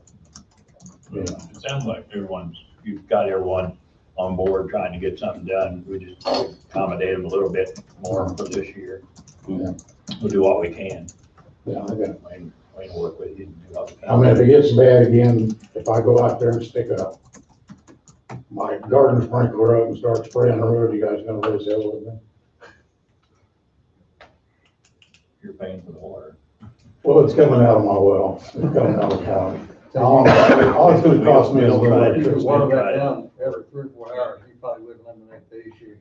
I know, When I was at the Elkhorn, we watered down and it served a purpose for a few hours, but that's about all. You know, that's the same with the water truck. I mean, in the years I worked construction, basically, we watered the haul roads down first thing in the morning, then around 10 o'clock, and, you know, noon, 2 and 3, you know, 4. And yes, at the end of them 2-hour periods, the dust was back just as bad, but it helped for quite a while. Sounds like we've got a plan in place for next year, and we'll kind of do what we can to work with you for this year. So. And I mean, you know, it was a little bit of a problem last year, not near as bad, but the quarry is, I mean, it always has been a good place for the quarry, and there's a lot of people hauling out of it nowadays. So it sounds like we've reached an agreement. There is. Communication, and next year, the rock quarry can be a 3-way communication and put a plan in place that'll take care of all year, the best it possibly can. I appreciate that. Thank you. Thanks, Wayne, for coming in, and thanks for Wayne being a part of it. Okay.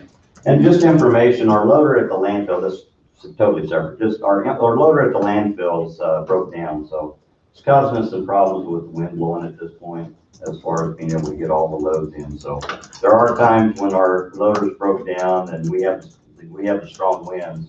We do have to basically refuse some haulers as far as coming in the landfill. So just information on that. Because there's a bigger picture, and that's the permitting side of it. Should the inspection find that basically you're not able to handle the loads and keep them from blowing away, then you're gonna have some issues there. So just information for you. Okay. Thanks, Wayne.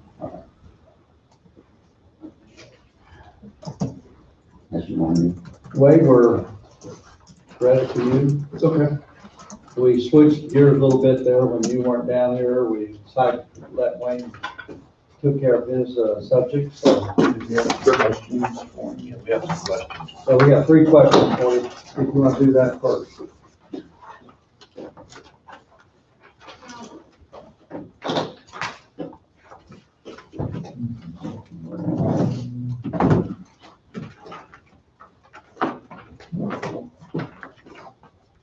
Under our miscellaneous motions, one of them is to move to approve the agreement to modify the promissory note of the Coffee County system, which includes a revised payment schedule, deferring payments for 2 years, and authorizing the chairman of the board to execute the same. And everything is totally as you presented it to us a week ago. Other than our chairman is not here this week, can that be changed where vice chairman can sign that? Or would he just set time and let Tom sign it next Monday or whenever he's available? The hospital's already executed it. My preference would be for the chairman to sign it, since that's how it was presented to them. That's correct. If they were presented, I mean, it's just a name, but then you're changing the document. Yeah. So, We just need to probably make contact with them. Is our chairman back next week, Don? I don't think so, but I can confirm that. I mean, at the end of the day, it's not a significant change. It doesn't change the material terms and Okay. conditions of the agreement, but if he's gonna be back and we can wait, I mean, it doesn't affect the timelines. Yeah, it wouldn't affect any of the timeline at all. Right, so I suggest we wait until he's back. Do we need, in my mind, if we don't sign it today or next Monday, we need to contact them. Either Donna can do it, or maybe you should do it. Yeah, I mean, And that, at least let them know it's gonna be signed, but with our chairman on vacation. sure. Okay? And that was my question. I just throw it out there because the chairman wasn't here to vote on it. I didn't know whether the chairman, if we voted on it without the chairman, whether he could actually sign it. Right, I wait. Okay. So we just wait and table the motion until chairman back. Next one was to move to appoint as a voting delegate, as a first alternate, second alternate to the 2020 KAC virtual conference event on Wednesday, October 14th of 2020.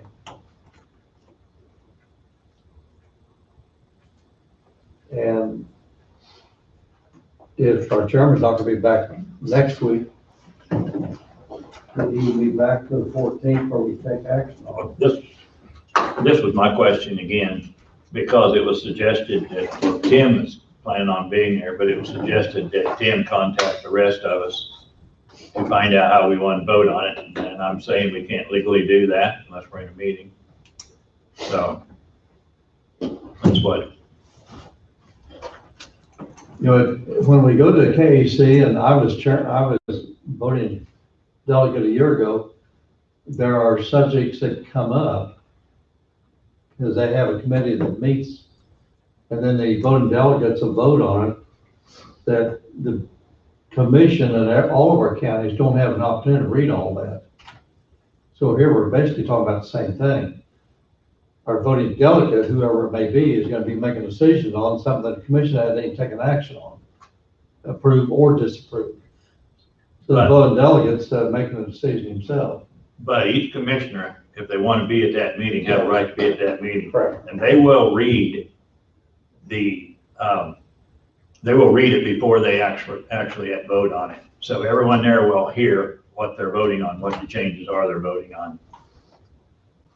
So if you're there in person, you're going to hear what the changes are before they vote on it. Now, a year ago when I was out there, if I remember correctly, they passed out what was voting on. And they asked us if we had the opportunity to read it. I don't think it was read out loud, because the meeting didn't last but about 30 minutes. So I don't know. I don't think they read those motions for the delegates to vote on.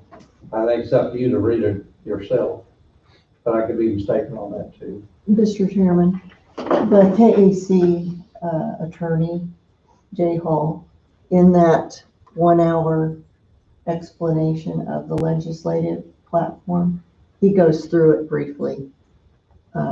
He goes through them, briefly. Yeah, and goes through everything for everyone. But they're the only ones hearing that's the voting delegate. Well, everyone has the opportunity Everybody has the opportunity to be there. to sign in to the virtual meeting. So as far, I guess there's several different layers. Layer one is if you're the representative for the county and you're wanting to call the other commissioners prior to making a vote, that can't happen. You can call and talk to one person, but outside of that, you're violating COMA. If it's broadcast online and it's virtual, then everybody can be a part of it. But if what you're voting on is related to what's happening internally with KAC, I mean, I think is it gonna be you, Don? We haven't made that decision. Okay. Well, I think Tim's our voting delegate, then we'll have to, or we think, we haven't made that decision. Okay, so he would be the one who would get to make, he'd have that ultimate judgment-making authority to make decisions on behalf of whatever he felt was right, but whoever it was. I don't think during one of those meetings, there would be any decision-making related to the expenditure of taxpayer funds. It would be probably, my guess would be policy internally with KAC. So as it deals with that, you're not making decisions related to taxpayer money. And that's me presuming some things right now, just based on other conferences I've been to. But whoever's gonna be there is gonna be making decisions on behalf of the board, and that's why when the board makes the appointment to whoever that's gonna be, they wanna make sure it's somebody in the know who they feel would make decisions, the best decisions based on what the issues are here in Coffee County. Does that answer your question? And then the additional layer to that, just like anything right now with Zoom the way it is, most conferences are virtual, and because they are virtual, the attendees have the ability to watch and be a part of things and watch what's going on. For example, I've got a prosecutor conference coming up, and it's going to be virtual because of what just COVID in the world we're in right now. And you don't have to sign up for it, but you can, and you get to see everything that everybody else sees. So I don't know if that answers your question. Even though all 5 of us could sit in on the virtual, we still couldn't sit there and discuss the issue or the subject. Correct. So it's still gonna be left up to one person to make that decision. Well, Tom was gonna be the voting delegate on Wednesday, and I was gonna watch it on Tuesday. So that may not work. Mr. Vice Chairman. Yes. I just pulled up the KAC website, and the 2020 legislative policy statement is available online. So I can print those out so each of you can have a copy to read. So they've got everything in place that the voting delegate's gonna be making a decision on, Yeah, that we can actually discuss next week as a group, sure. correct?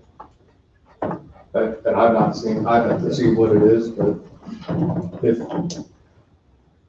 So if that's the case, we can discuss it as a commission, sure, either next Monday or the Monday after. We got two Mondays prior to the 14th. the key is that if that's gonna occur, and it's the board as a whole, and there's gonna be conversation, then it has to be done here. If there's any conversation during the virtual conference, then the appearance is that the intent and purpose of COMA is kind of being avoided, maybe not intentionally, because I understand your question, but it can't happen that way. Yeah. We can read it, discuss it, and express how we want our delegate to vote right here in this meeting. And then that's up to our delegate whether they do our wishes or not. That's a fair statement.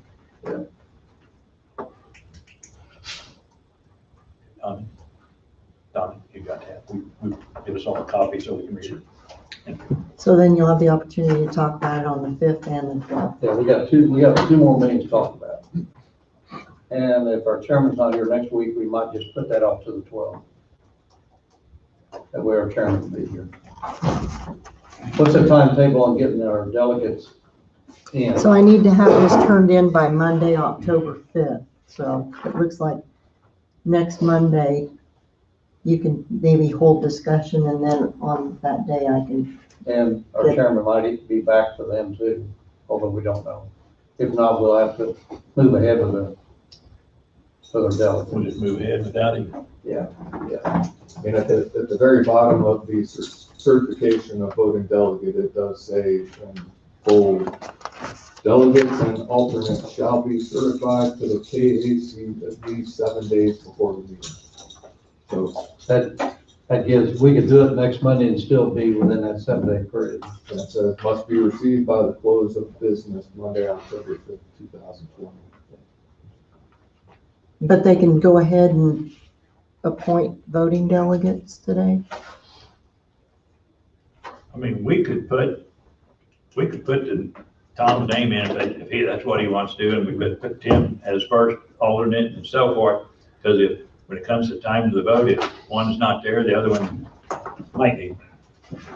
You can have all that done today if you want, and have this certification sheet filled out. And if your delegate one is the chairman, and then the alternate is Mr. Johnson, and I don't know if you're gonna have a second alternate, but because that's what the sheet calls for. I'm not too sure we had a second alternate. I'm sorry. One alternate. I'm not sure we had a second alternate last year. I think there's only 2 of us that win, but I'm not. Maybe- So, They just need to know who it is, and it Yeah. needs to be done 7 days in advance. That doesn't mean that in the interim that there can't be a discussion about the policy issue, so that when the meeting does occur, that whoever is standing in place of the board will be able to, they have direction ahead of time. but we pretty well decided last week, who it might be, so you want to go ahead and, somebody want to move to fill these 3 positions? I don't know who we decided. I'm sorry? I don't know who we decided. I think it pretty well discussed, Tom was gonna be the voting delegate. And you were gonna be the second alternate. Correct. I don't think we got to the third alternate yet. Generally, that's enough. I'm sorry? I'm not sure we need another alternate. And a lot of times at these meetings, a lot of the delegates, voting delegates don't even show up for them. I mean, it's pretty well cut and dried deal anyway. Yeah, train's going through. Somebody wanna move to appoint our delegate and our first alternate and not worry about the third one? I'll appoint Tom as our voting delegate and Tim as our first alternate. That's a motion. Fred? Yes. Okay, entertain a second. I'll second the motion. So we move to appoint Tom Hugerton as our voting delegate. Tim Johnson as first alternate for the 2020 KEC virtual conference event on Wednesday, October 14th, 2020. Any other discussion? If not, all in favor say aye. Aye. Opposed? Same sign. Motion carries 4-0. I think that takes care of the questions that we had early for Wade. But Randy will be on our schedule here a little bit later. We did have a question for Randy. Wade, what do you have for us on non-elected personnel? I need to request a 20-minute executive session with the commission, for discussion of personnel matters of non-elected personnel, under the non-elected personnel exception to the Kansas Open Meetings Act, KSA 7543-19B1. Myself, the board, the treasurer, Karen, and Denise. Okay, entertain a motion. Okay, Bob has moved. I'll second. Tim is second to go into executive session.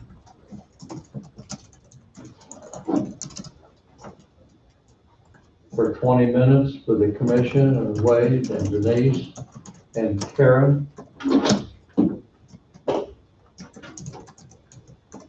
All in favor, say aye. Aye. Opposed, motion carried 4-0. We'll go in at 10:58. Come out at 11:18.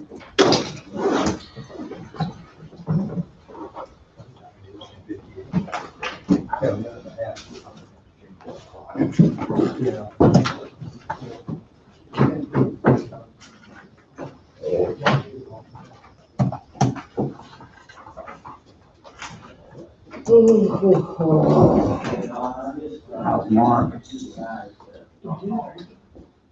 No. Well, none I'm aware of. I think we're finally getting our staff back after. Oh, it mic'd out. I had them took two or six. So Mike's back, I'm back. Yeah, sure. Lisa. Four of us, finally 4 out of 6. So, slowly getting back on our feet. I'll tell you what, it just kind of knocks you off your feet.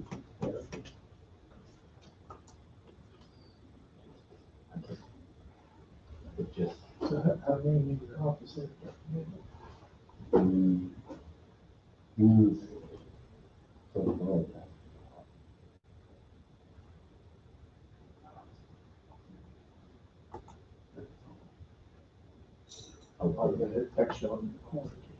It does, I felt like I had a back case of the flu with a sinus head cold at the same time.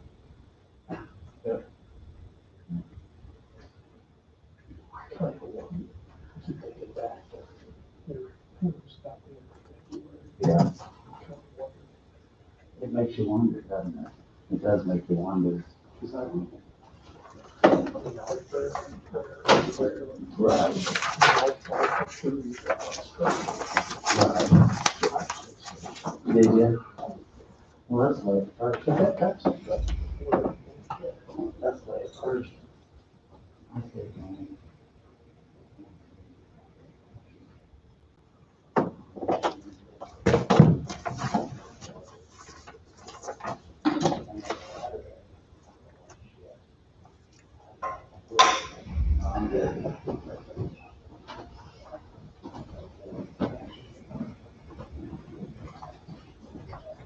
Hey, how are you? I'm like, are you? So, you know, Monday.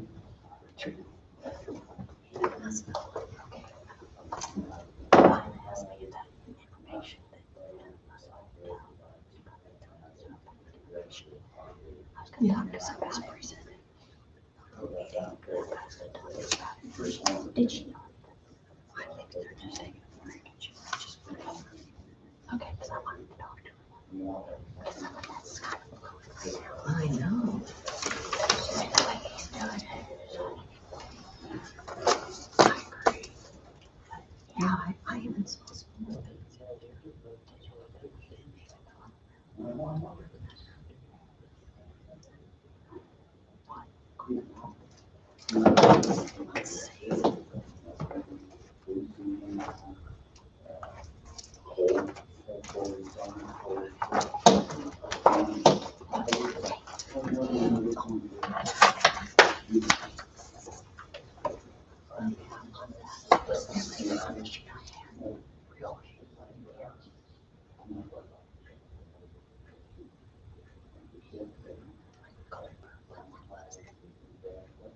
Yeah.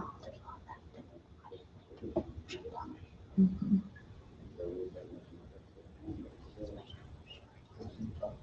Wouldn't it be nice to see?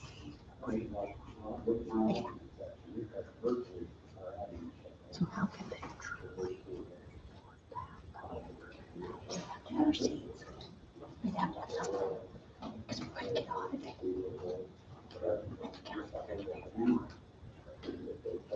I think we get money back from this to pay for it. Help me.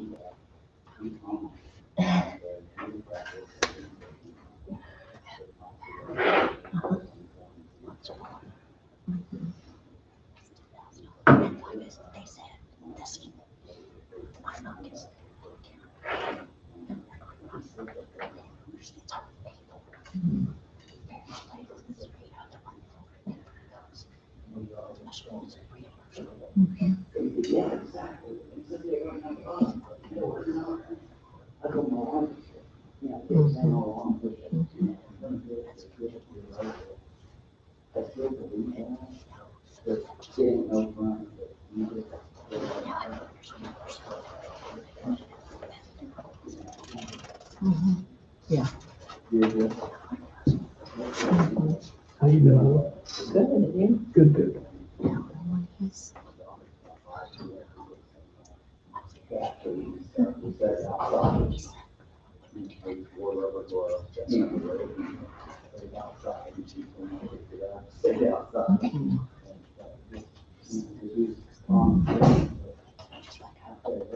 Mhm. So, 18 hours out of 24 hours. That's just kind of energy. I get up and you have COVID?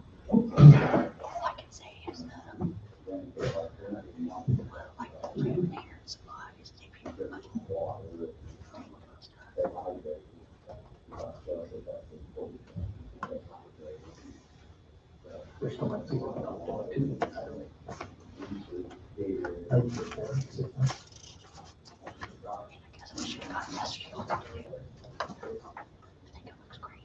Mhm.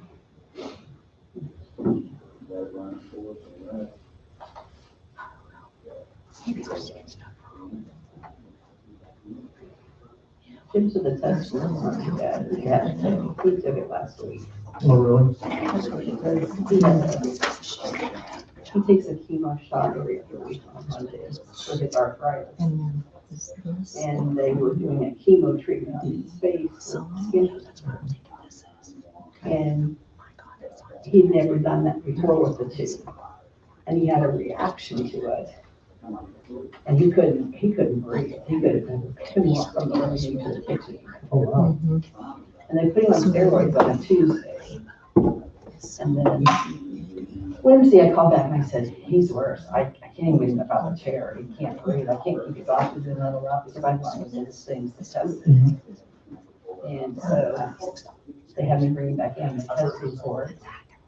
But then they realized what they'd done, that the dermatologist had done the cancer treatment on his face, cancer free stuff, and the shot, and there was a reaction between the two of them. Okay. They took him off of the face stuff and he improved in about 2 days. Huh. I'll be done. So, yeah, Good. That's the nose deal, right? yeah, he said they went, yeah, he said, well, probably was bad. Oh, I don't know. Knock on wood, I haven't had it yet. I mean, some issues with things in my head. Yeah. Yeah, you know, I think, yeah, so this is just crazy to me. Well, this shit, I got this upstairs. Where is she even located? It's supposed to be What do you know for your left? where? I've never seen it. Hopefully I stick around here. Let me see. Don't have any plans. I think, it's done for me. I'm done. I just, for the election stuff, and I just get through November and January gets here. Hopefully I can still be a deputy.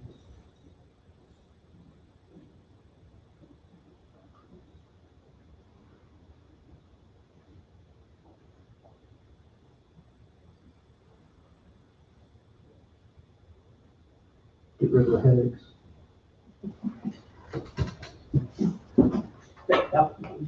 Yeah.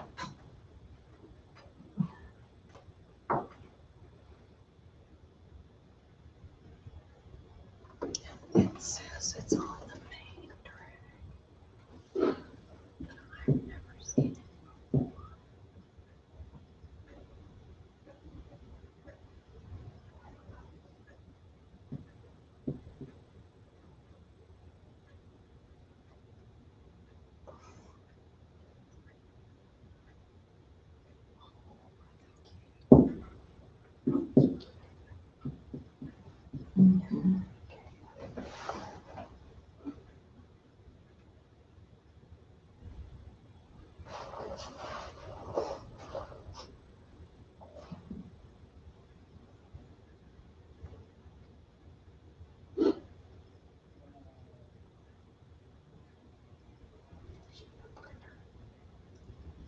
Something like that.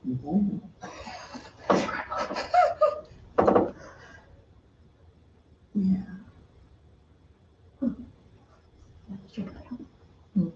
Yeah.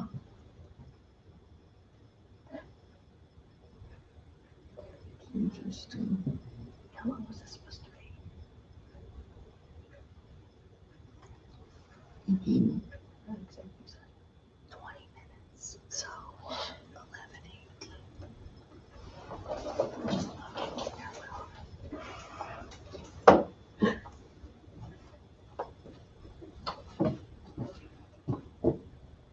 Go ahead. Give my foot some don't trip.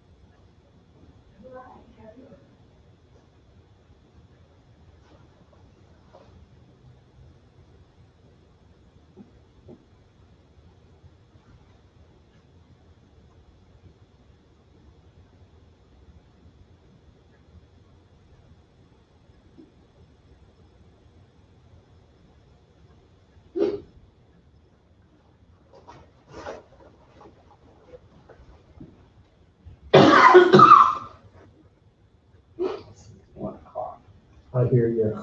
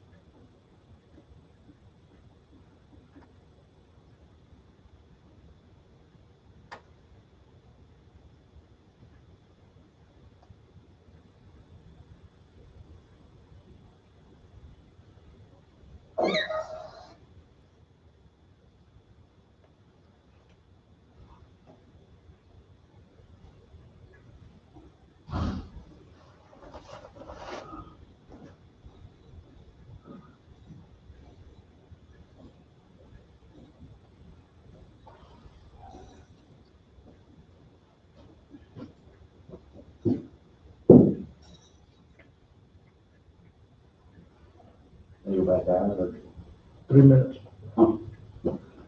can't count very well. Oh.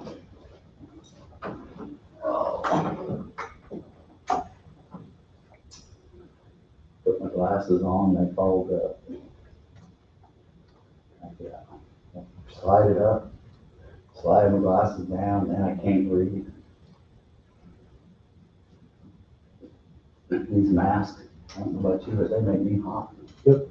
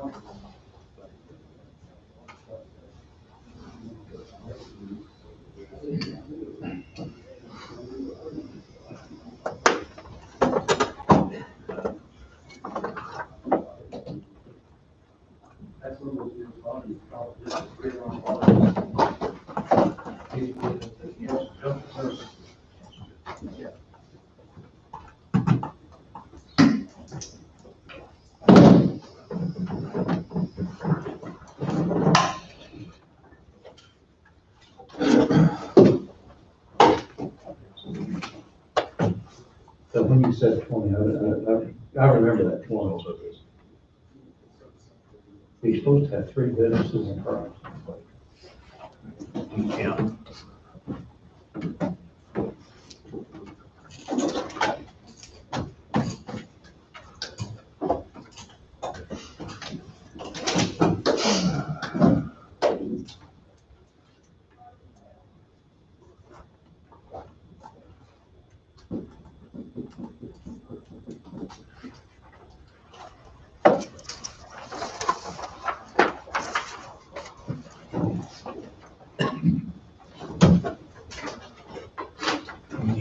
I need to be out here by 5 o'clock.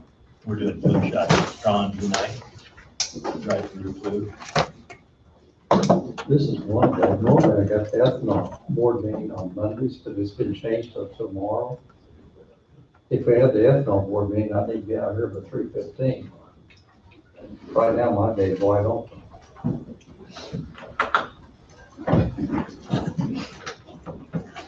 Okay, we're back in session. Wade, before we go to roundtable, because Randy is on their schedule, do you have anything else? Other than what we just talked before we get to roundtable? We'll take Randy before we get into roundtable. Yeah, I mean, that's all I had with that particular issue. Randy, what do you have for us today? Yeah, I talked to Wade a little bit ago, or this morning, I guess it was. I requested an executive session with the board for 20 minutes to discuss issues concerning potential litigation, liability issues, and litigation issues. Is that, or do I need to be more specific? For that way. And that relates to potential litigation involving the sheriff's department. Sheriff's office and potential liability. And the county. And the county. So I think that's fine.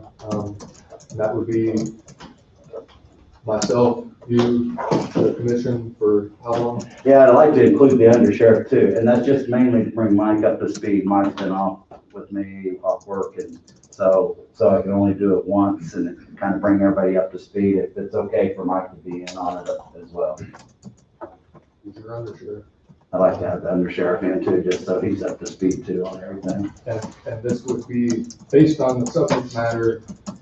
Those matters are deemed privileged under the attorney-client relationship exception to the Kansas Open Meetings Act, KSA 7543-19B2. Do we have a motion to move into executive session for 20 minutes with the commission? Wade, our sheriff, our undersheriff. I'll second. Bob is second. Any discussion? If not, all in favor, say aye. Aye. Opposed, say sign. No. Motion carried. Motion carried 4-0. 11:24, we're going at 11:26. Come out at 11:46.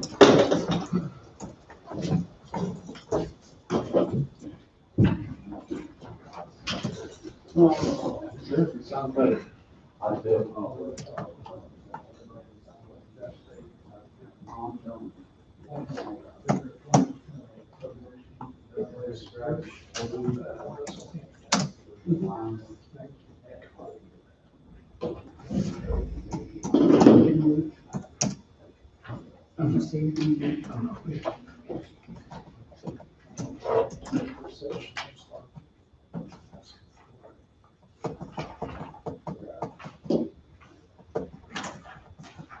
Give you a copy.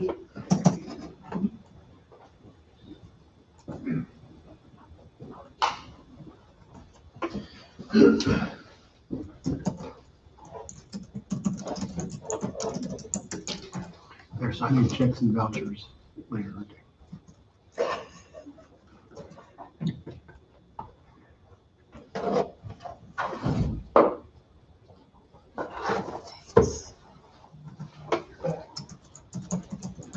When they come back, Donna will be ready. What's that? when they come back, we'll have the revised numbers for them.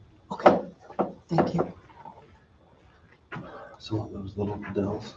Yeah. You don't have batteries on here for those? Yeah. But mine.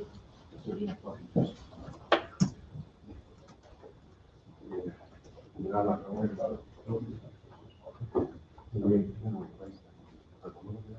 right.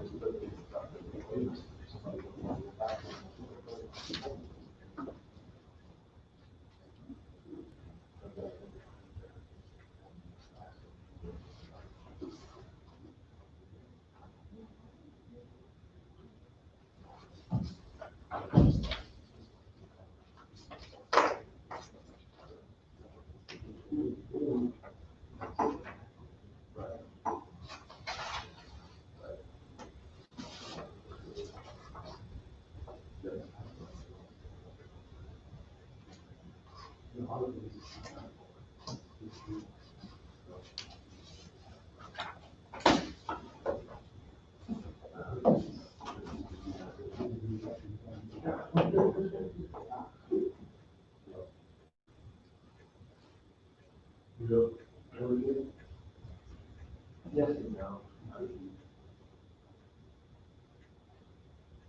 Pretty well.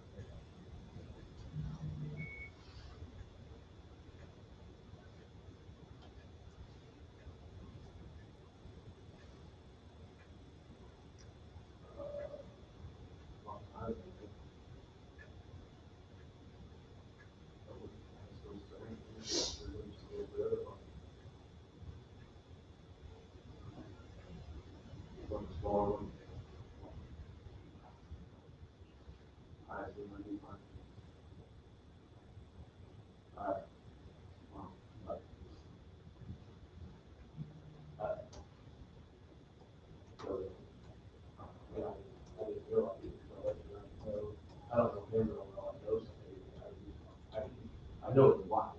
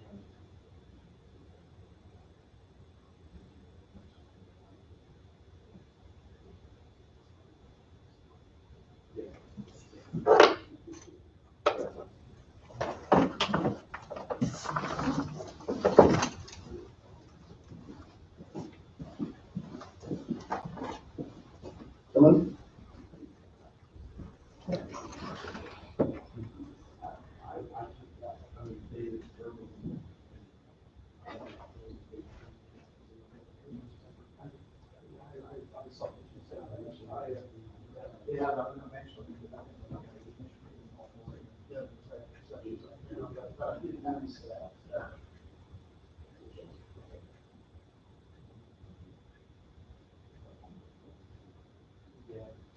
I mean, I'm aware of the benefit here, like the it's CCR.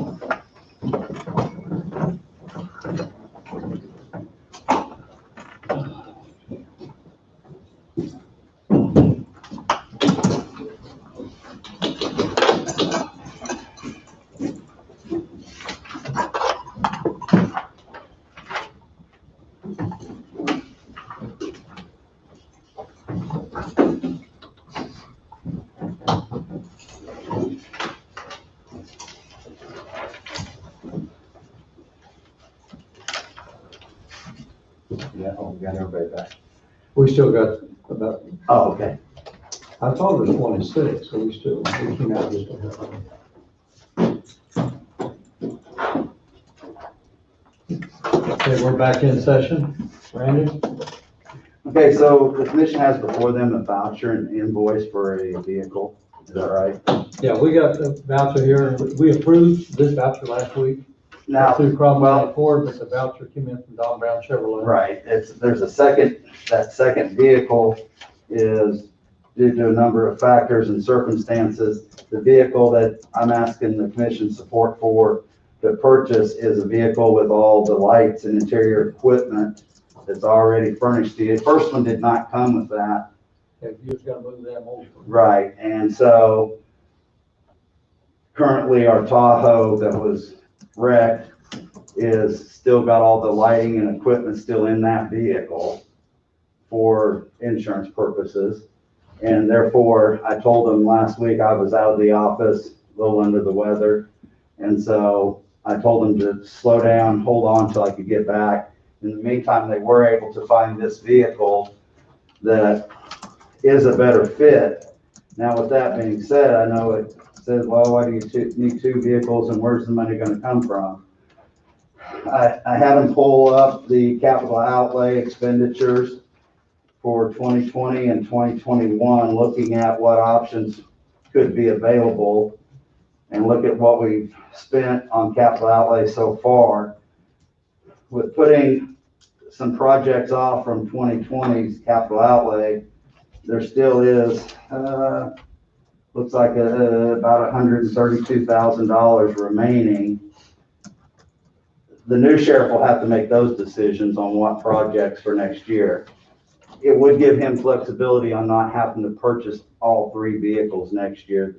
It would give him this vehicle, and there could be the rotation still occur, so. Did you have 3 scheduled for next year? They got 3 scheduled for next year is what I put in the budget for next year, and. To move back to 2. So if we approve this, that'll go back to 2. In my mind, it would. Obviously, the future sheriff will have that, but I intend to have some discussions with him So in this the is coming weeks. vehicle over and above what we approved. Right, absolutely. So, Is there gonna be a trade-in for that one if we allow both of them? no, there will not. That's the part of the deal with the losing of one vehicle, So we lost one, this will take the place of one. right. And then there's The other vehicle, what's it taking place? it would go on the road, and then that currently the school resource officer's vehicle that she has would get transitioned down in a secondary role, kind of what was already scheduled to take place down the road. So it can work. It's not what I obviously had intended to do, but I think it's best. This vehicle that we were able to locate in St. Louis has the setup similar to what the detective already had, unmarked unit, etc. I can make it work. When do we take delivery of this? As soon as we could take the check out there and drive out there to get it. And then all we would do is put our radio and camera in it and go on. You know, we rotate out 2 or 3 vehicles every year. Right.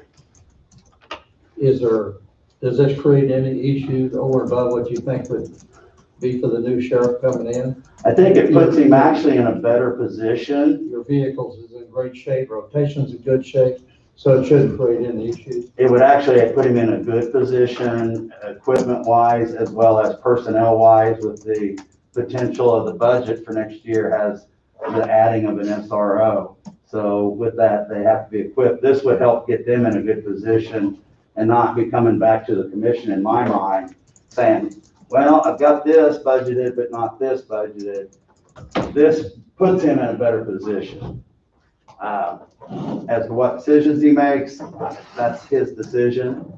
I'll inform him, I'll lay the foundation, but out of this year's budget, I can make it work by delaying some projects. And those projects are partially funded out of this year and next year, so there could be swapping out, I guess is what I'm trying to say. Or not robbing Peter to pay Paul, but flipping it. And I think under the circumstances, it's probably the best thing to do at this point. And just absorb it, digest it, and try to move forward for now. And in the same time, getting the detective back where he needs to be. And then the first vehicle we did purchase did not come with any lights or equipment. It just came basically the vehicle, spotlight, and the wiring hookup, and then we were to furnish everything else out of our wreck Tahoe. And so we've not, at this time, removed any of that equipment. But that is the plan if Yes. things go through the way they should. Yes, would be to still remove equipment, use that equipment, and transition equipment over, and get that vehicle up and running. We just have not, just based on the totality of everything. So I can make it work. And we approved future capital expenditures for next year, $105,000 for 3 vehicles. This year is gonna take care of about 40% of that, so they'd still have $60,000 to trade. And depending on what Two they, vehicles. yeah, depending on what they buy, if they buy Chargers or pickups, those are running in the high 20s with, and we still are yet to negotiate the tear out and installation of the new equipment via the insurances. So that's yet to be negotiated on recovering that money as well. So that's why that's why I submitted that late. I think it was Friday late. I just tried to take this all in last week and I'll be honest with you, for several days, I didn't feel like doing anything. And so, but that's where we're at, and that's the rationale behind it. I know it's complicated, but I knew it was gonna raise a lot of questions today, so I wanted to get it out there. Well, the first assumption was we thought it might have been I know. taking place And it's, because Cromont Ford Right. located this one. right, no, they didn't. We actually had to go, we actually went through one of our other vendors and asked him to start searching to see, and in the meantime, us buying the first vehicle, he finally did locate this one out in St. Louis. That's not in the national inventory. It was one that another agency backed out on. So that's how we found it. It is a better fit. And that's why, Everybody's thoughts. I wanted to go with it. I have no problem. I mean, I think it's gonna move down to 2 vehicles next year. And the new sheriff can determine just what he wants to do. Probably, I agree with Randy. I think it puts this new one in a better position. But, I mean, everything's in the budget for 2020. Right. It's just gonna move that down to 2 vehicles, Yes. like Bob said. And like you said, Randy, might even be a better position because of the opportunity that this all came up with, so. And it does. I think it does give the new sheriff, it gives him some options and flexibility without being any more money other than what's budgeted for already. Any other comments, questions? So. Okay. I did not make a motion on this because I can, wait, but, do we have the motion from, can I ask a big favor? Do we have the motion from the first purchase to, what was that, 2 weeks ago? It would be the same thing, but it'd just be, I can change the name. No, I'm sorry, I apologize. When was last week? It was, move to approve the emergency purchase from Cromartie Chevrolet. I don't have those minutes. I think it was 2 weeks ago, Randy. Was it 2 weeks ago? Yeah, it's definitely not last week.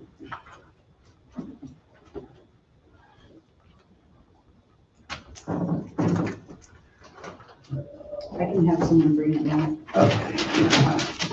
But that would be what I would have the motion drafted to say, on recommendation of sheriff, move to approve the purchase of one 2020 Chevy Tahoe in the amount of $41,000. $41,731 with the vehicle to be purchased from Don Brown Chevrolet, St. Louis, Missouri. You got that in your notes? I did. You want me to read it? Go Move, ahead, Don. move to authorize the emergency purchase of a 2020 Chevy Tahoe to replace an out-of-service patrol vehicle in the amount of $39,253 Crow Moody Chevrolet. Funds to come from Equipment Reserve Fund. Bob seconded, motion carried. You'll have to revise that. Right, so we had moved to do the emergency purchase replacement of, in the amount of $41,731. What is it? $41,731 from Don Brown Chevrolet, St. Louis, Missouri, with funds to come from Sheriff's Office capital outlay. In the long run, this might even be less expensive because we don't have to move all the equipment out. And It may very- it might even be less expensive than what the motion was here 2 weeks ago. It may very well be less expensive. Randy, what was the fund again? Sheriff's Office capital outlay. Thank you.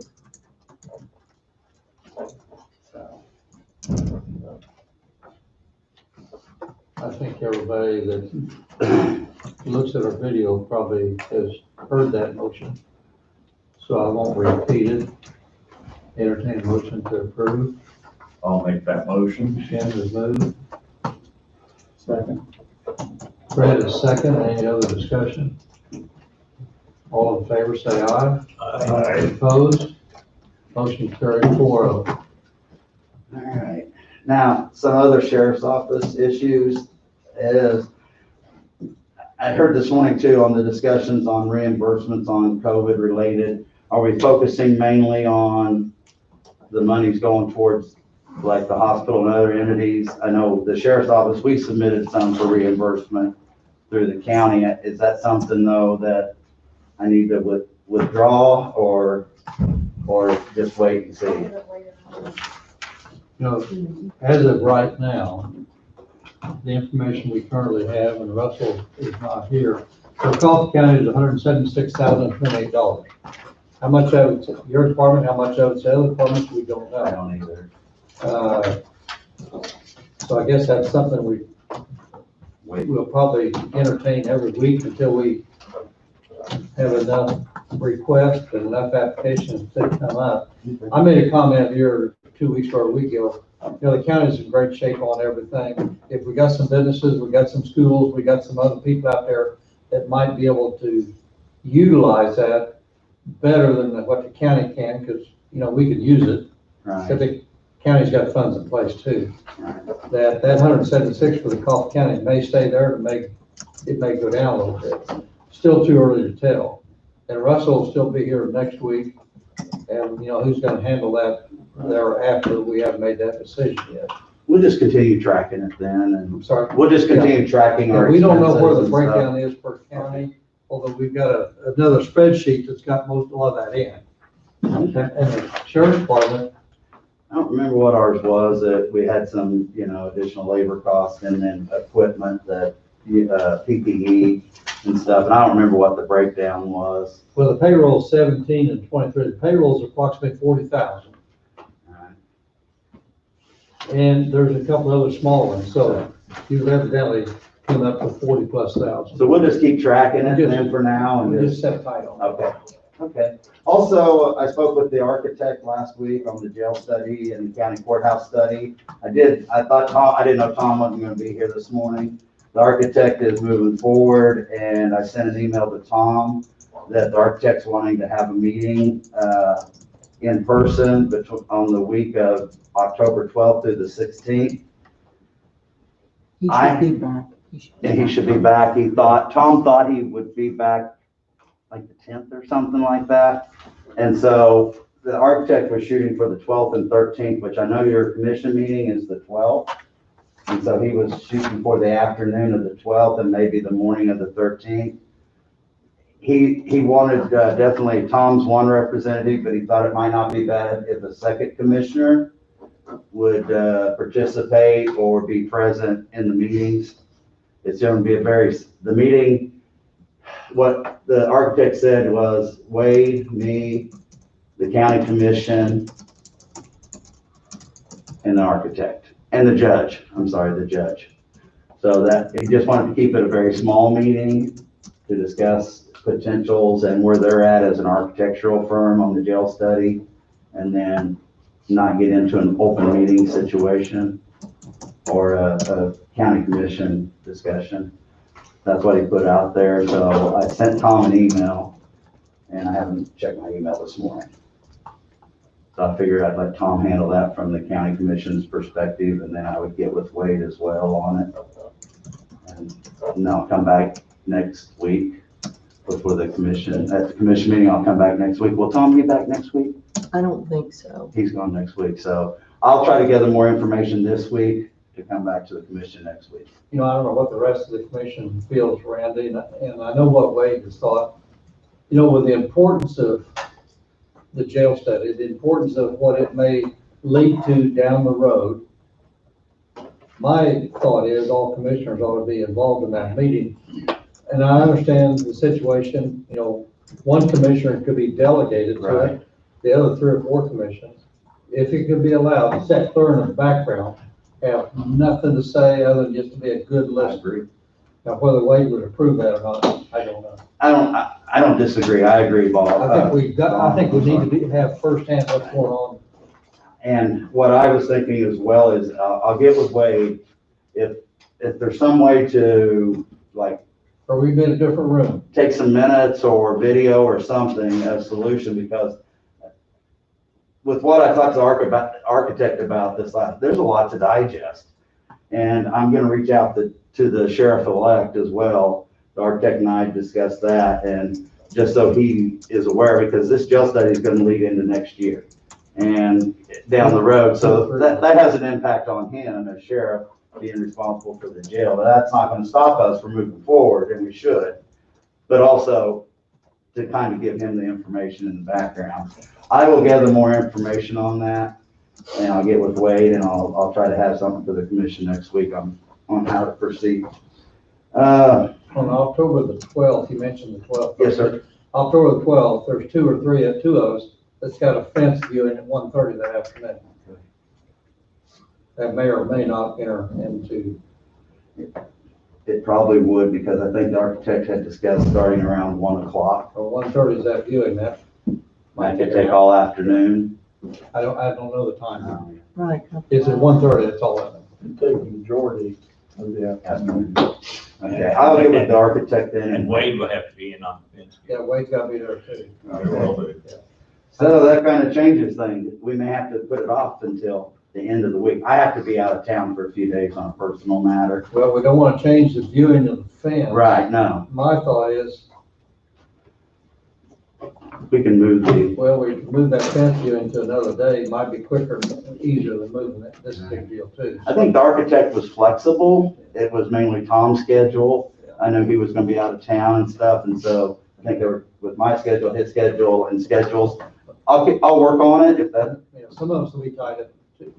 Okay, so, and that's all I think I have. I just wanted to bring everybody up to speed on everything, and I'll continue to keep you guys informed on all the vehicle matters and everything, give you an update. Any other questions for Randy? Thank you, Randy. I should have a new hire, oh, that's the thing I forgot. I should have a new hire payroll notice in, for the jail. I did not get it done this morning. I just did not get it done today. Josh Snorts is gonna come back to work at the jail. He's gotten his matters taken care of. And so he's gonna come back to work in the jail and start working for us in the jail. Where's he been working at? He has not. He's been unemployed for everything going on in the world and everything. And so he's been laid off work and took care of a bunch of personal matters. And so I'd like to bring him back on board. He's definitely an asset. So, but I did not get that payroll notice in. I'll get it in and get it up to you guys. Thanks, Randy. Okay, you bet. Hey, Randy. Randy. Yes, sir. I'm just calling after this meeting is over, and I'll tell him the check is in. Yes. Okay. Yeah, I sent it to him. And, did you get that one? An email or not? Russell, you got something That's additional wine. to bring to our meetings? Does it? Okay. I couldn't find it on the. It's not posted. It's not Okay. advertised.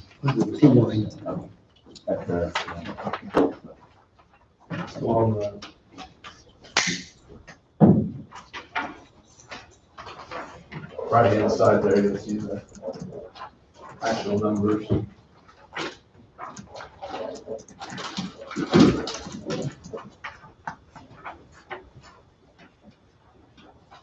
so on the right-hand side, there's the what we intend to turn in for vouchers for checks at this time, along with the ones in the small business, which total up to that 7,666.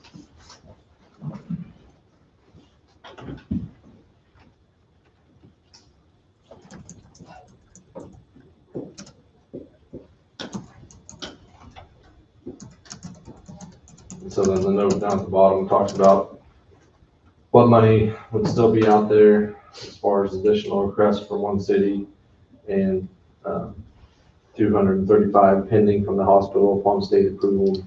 That 235 is what the state didn't approve on our initial spending plan. They wanted more clarification on the x-ray equipment. And then, of course, the county has the 176 sitting there to spend as the county sees fit, which all of it is subject to commission approval. But that's what the 10% that was set aside for county expenses. And the new request from the city of Leroy for 18,706. Right. And so When's your committee meeting again? They meeting this week? I think we haven't set a date pending what the commission said today. If the commission agrees with what they've said before, we'll probably wait until we have at least a handful of applications to review. But I would say in the next couple of weeks, probably at a minimum, they'd have a meeting, or something else. And so to review what the committee set aside, and correct me if I'm wrong, Amber, they set aside 10% for the county, 10% for all the cities, 30% for the schools, which they decided to go with just even 3 ways. And so essentially 10% for each school district, 40% for the hospital, and then the last 10% was for the small business piece. And so like out of the 10% for the cities right now, there's about 14,000 left. And so the committee could decide to say, well, you know, of the 18 additional that they were requested, there's 14 there, we'll do 14 and 18. But that'll be up to the task force committee. But that would be the option they have, and it won't really change the percentages of what they originally wanted. And then if the commission, you know, if the task force looks at it and says, yeah, we approve, we think that's a valid request, and then, you know, if the commission wanted to kick in the 4 out of their 176, that would be the commission's option. But the task force hasn't reviewed that additional request yet, for example. So right now, your request is for us to authorize payment of 1.159,707.70. Correct. That's what we'll submit vouchers for to the clerk as special issues on the first week of October. I'll make that motion on the recommendation of the committee. Okay. Bob has made the motion on the recommendation of the committee to approve checks being issued for $1,159,707.70. Entertain a second. You might want to add with the proper documentation. With the proper documentation. Entertain a second. I'll second it. Tim has seconded. Any additional discussion? If not, all in favor say aye. Aye. Opposed? Motion carried 4. Thank you, Russell. Yep. And did you have anything else you wanted? We talked a little bit. I talked to Russell quite a bit here the other day.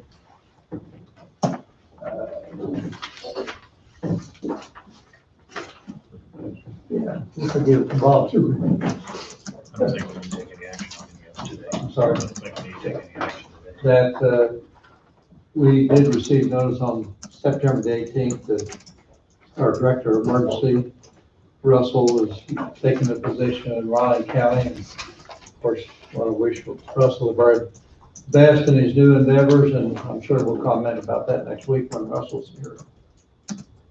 The letter that we received had 7 different topics to talk about. I won't call them issues, but they're topics for discussion.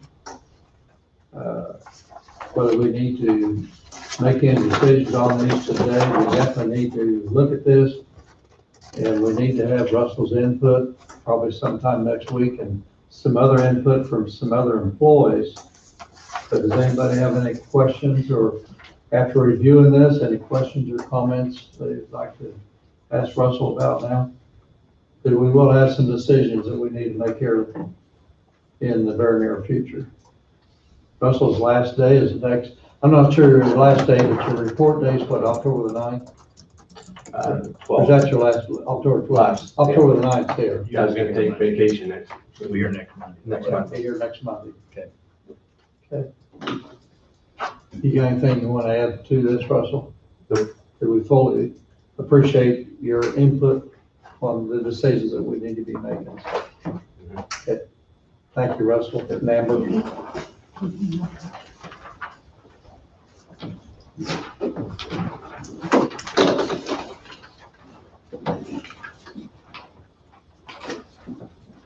That gets us to roundtable. I'm sure Wade is probably gonna slip back in here. Denise, do you have anything for roundtable? No, we've been working hard on getting ready for the election, getting ready for election.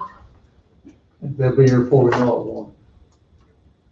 It's only about 5 weeks away now, or 4. On the 14th is the first day that you can send out mail-out ballots, so it's fast approaching. Okay. Tim, do you have anything for roundtable? Oh, I know. Fred? Neither. I don't have anything. Donna, do you have anything for roundtable? I have copies of the KAC 2020 legislative policy statement.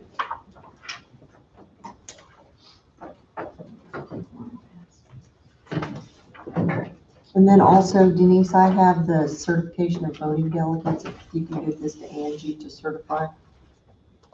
And then get it back to me and I'll send it to the KAC.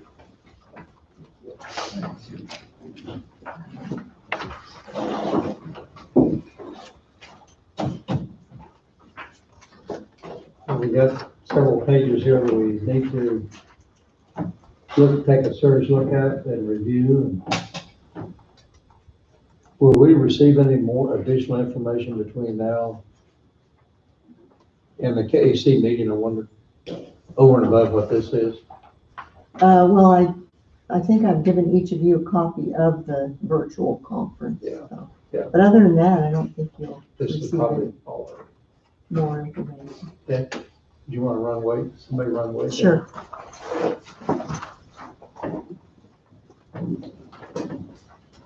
What if we take 30, what if we recess for about 30 minutes? Well, Break the line, 30 minutes or so. That's the question I was gonna ask. You know, we got vouchers today, so we're gonna be here for some time. Whether we break for 30 minutes to go quick, a quick bite to eat, if we want to, that's agreeable. Everybody want to break for 30 minutes or so? Okay, I wouldn't mind it. okay. Fine with me. I can skip dinner, or we can bring something in, or we can go get a bite someplace. Wade's coming down. Okay. Sorry, oh, I won't just leave check sitting here, so when you I'm decide. sorry? Are you gonna leave? We're gonna recess for about. I think we'll recess for 30 minutes. Because I won't leave check sitting there. I understand. Okay. They're 45. Probably wouldn't hurt to make it 45, because we're gonna be breaking during the hour, unless Wade's got quite a bit of stuff. I think we just need to take a break anyway. I'm sorry? I think we need to take a break anyway. Well, if Wade doesn't have much, we can take a break and be back at 1 o'clock or something. That would be work. With Wade, we've done roundtable. We basically didn't have any roundtable other than Denise was talking about getting ready for the elections, and Donna passed out KAC information.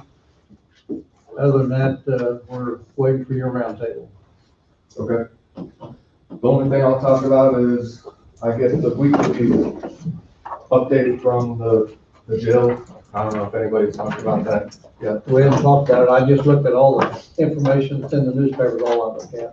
So there's currently 15 in the Coffee County Jail and 8 in Anderson County. So there was some movement and activity last week regarding some of the individuals who are are or were incarcerated. Some people were let out, but there were also 6 new arrests in the last 7 days, and I think that number is probably in the process of changing as well. So,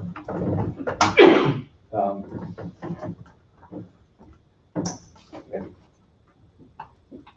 there will be some that are released in the next several weeks, and some that aren't, that are gonna stay, so.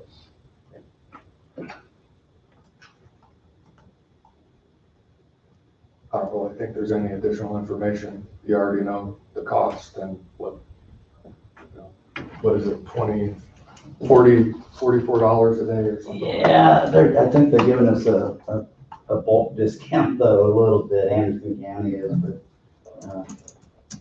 we're able to do some switching in the jail too, that I think helps, so, keep those numbers down as far as housing out of county goes, best we can. So that's kind of where we are. Still working on, Judge Wine's still working on a plan to present to the Kansas Supreme Court or whoever it goes to up there regarding jury trials and how that's going to work here in Coffee County. That's an issue with courts all across the state, the timelines, and if anybody's going to jury trial, all those timelines are suspended until there's an approval from the Supreme Court on moving forward and what the trials are going to look like. They're going to have to be social distancing and meet the requirements for COVID exposure. And that sort of, in our current setup, is a little tricky. We're doing some evidentiary hearings in person that are required, and then we're doing quite a bit by Zoom. So it's sort of a hybrid situation. And in some cases, we're doing in-person evidentiary hearings and by Zoom. So that's its own issue, because if you're asking questions to a witness who's on Zoom, their environment sort of controls how that proceeding goes, and it makes it actually much more difficult, in my opinion. It's the new world we live in. Any questions? No, not on that, but I have a question. Randy brought it up, and then Don, Randy brought it up with the architect for the jail. The jail thought maybe that he would like to have more than one commissioner involved in it. Don brought it up, maybe all the commissioners should be setting in and hearing everything going on. And there's 4 commissioners. Nothing against Brad, but there's 4 of us that's gonna be here when a lot of this will start taking place. I kind of agree with Don. I kind of like to have a firsthand view of what's going on instead of what someone else's opinion is of what's going on. Is there, when you think about that, is there a way that we could do that? You could do it. My recommendation would be to provide public notice so the public could be a part of that. Now, there's part of it that would have to be done in executive session because it deals with security measures that are related specifically to the jail, and to talk about those potential issues would put, I'd say, I don't want to speak for the sheriff, put his staff at risk. And I'm not comfortable doing that. That's not. Well, I'm not comfortable with when we're gonna have to make several $1 million decision of hearing it secondhand and stuff, when it can be available that we can hear it firsthand of what's actually is. Can we sit in a separate room, nowhere, not in the meeting itself, and at least listen to all the information that's been provided? And the last thing I want to do is open up any issues, but the importance of that and the value of it, the value to dollar-wise as well as the value to our county, those are going to be some pretty important decisions. And we don't need another day. The jail studies is proposed to be one study, or a presentation will be October the 12th to the 13th. So that's still 2 weeks away. So at least the discussions that I've had with the architect is kind of narrowing the focus of what the expectations are from the architect side, what information they need. And my understanding is when it comes down to the nuts and bolts and what will ultimately be presented to the board and later on to the taxpayers would be discussed in an open session. There would be public meetings that would be a part of that, where everybody can voice their concerns and have a complete and thorough discussion on that. So I don't see an issue with what you're necessarily saying, but even if you, as a commission, are individually watching and aren't participating, in my mind, if I'm just sitting as a taxpayer looking on the outside, looking in, I still see commissioners sitting there and they're maybe not actively participating, but they are, but you would be participating. Yeah, because you're listening. Right. It's the discussion that goes with how taxpayer money is expended that is one of the key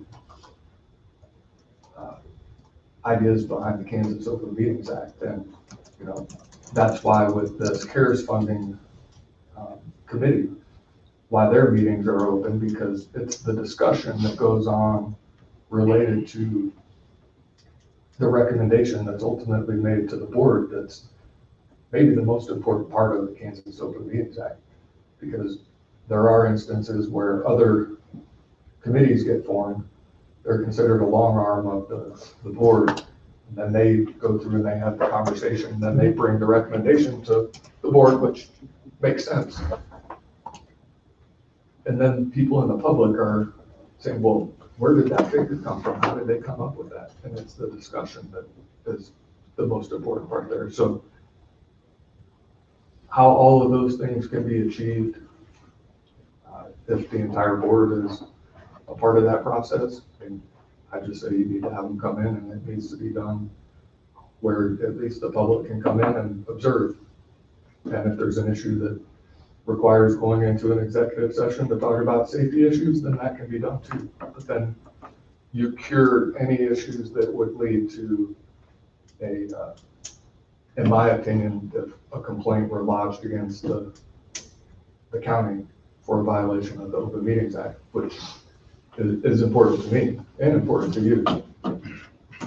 Like, if we generate, so like our jail study committee and stuff, like if we generated a manual or a book for each commissioner and enclosed the documents every time we receive documents, like from the architect or maybe like a summarization of our meetings, is that an open working document, public document, or is that a confidential document? I don't know. That's why I'm asking, because we can put manuals together for the commission. Well, the county is expending taxpayer money to pay the architecture. So I think, it just depends on what it is. We just have to redact anything. So right now, you're security. only suggesting we wait till the study is fairly well complete and where we can bring everybody can be brought in. Yeah, I mean, some of the final details. I understand the concern because it seems like one commissioner has all the information and then to parrot that information on may get lost in translation. And I understand that, and I've got to think about how to alleviate some of those concerns. That's all I'm asking. You think about that and see how that might be able to work. Let me think about it. I don't have an answer right now. Those are sort of the two competing things that I'm thinking, and, you know, with what's happening here locally and everything on YouTube, if the commission met, or even if they just observed and there was a lengthy discussion, I mean, my concern would be the optics of how it would look. And I'm not gonna encourage that. And if there's a way to deal with it where the public can be informed, the commission can be informed, at least as this train starts rolling down the tracks, that's probably the best of both worlds. And I kind of see that as, this is an issue, this is gonna be a multi-million-dollar project. I don't think we want just one commissioner making the decisions and having all the input into it, because some of the other commissioners may have some input that needs to be in it also. Sure. And my understanding right now, there's not really input going into any of what the architect is looking into. I think right now, the architect is putting together collected figures from the sheriff's department, at least historically, of inmate population and what that looks like and in and out. And they are putting together, based on the information that they have locally, an idea of what something would look like. And then from there, they will develop it further and ask for input and feedback from the board and potentially citizens, the community stakeholders, I guess, would be. Because I've been a part of the meetings, and, other than the architect walking through the courthouse and coming up into the county attorney's office and just looking at what space is available in the county attorney's office, there's not really been any other input or feedback. In fact, in the meeting I was a part of, I encouraged the architect to bring information forward on prior architectural renderings for communities this size, and that they put together how many jails have you prepared the architectural renderings for over the course of your career? And I think the number was close to 300. And how many were similar to the size of Coffee County? And he had the number. And then how many of those did they retrofit the old jail versus build new? And why? Because I think those are right issues for not only the board, but the taxpayers to understand the dollars and cents behind why different recommendations are made. One of the examples is, if you're going to retrofit the current jail, you have to dig into concrete that's already there to run wiring, and it's an extensive and expensive retrofitting process, is my understanding. But it may make sense after all the figures come out. I think those things will come out and be presented to the board and to the public. Let me ask one more question then. If it's not relevant that the whole board be there, why is it necessary we have one board member there? Why not just let that committee meet and then bring it to what board information we need, bring it to the whole board so that they're all getting it all at the same time and the same information? I think that's a decision of the. We board members don't know anything about the jail, that kind of stuff anyway. Sure. So I'm thinking if it's not important enough for all of us, why is it important enough for one? And that's a fair concern. I mean, I think collectively you need to make that decision on whether you feel that there needs to be a representative member, or whether those who are assigned to that committee be a part of it. And then once they feel like there's information that needs to be presented to the board, that's done so, and in a public and open setting like this. Unless it's private information, security information, and it can be done in executive session. Correct. We have gotten some preliminary numbers as to you know, the part of the process is in the population needs now, 10 years, 20 years. That I know has been completed. The gentleman, Joe, he came to the commission meeting, the Western type guy. He actually is in a fight for his life right now with COVID. Apparently he's in ICU and not doing well, but he did get that completed, and the architect just got that. I don't remember when it came in. Did you get that?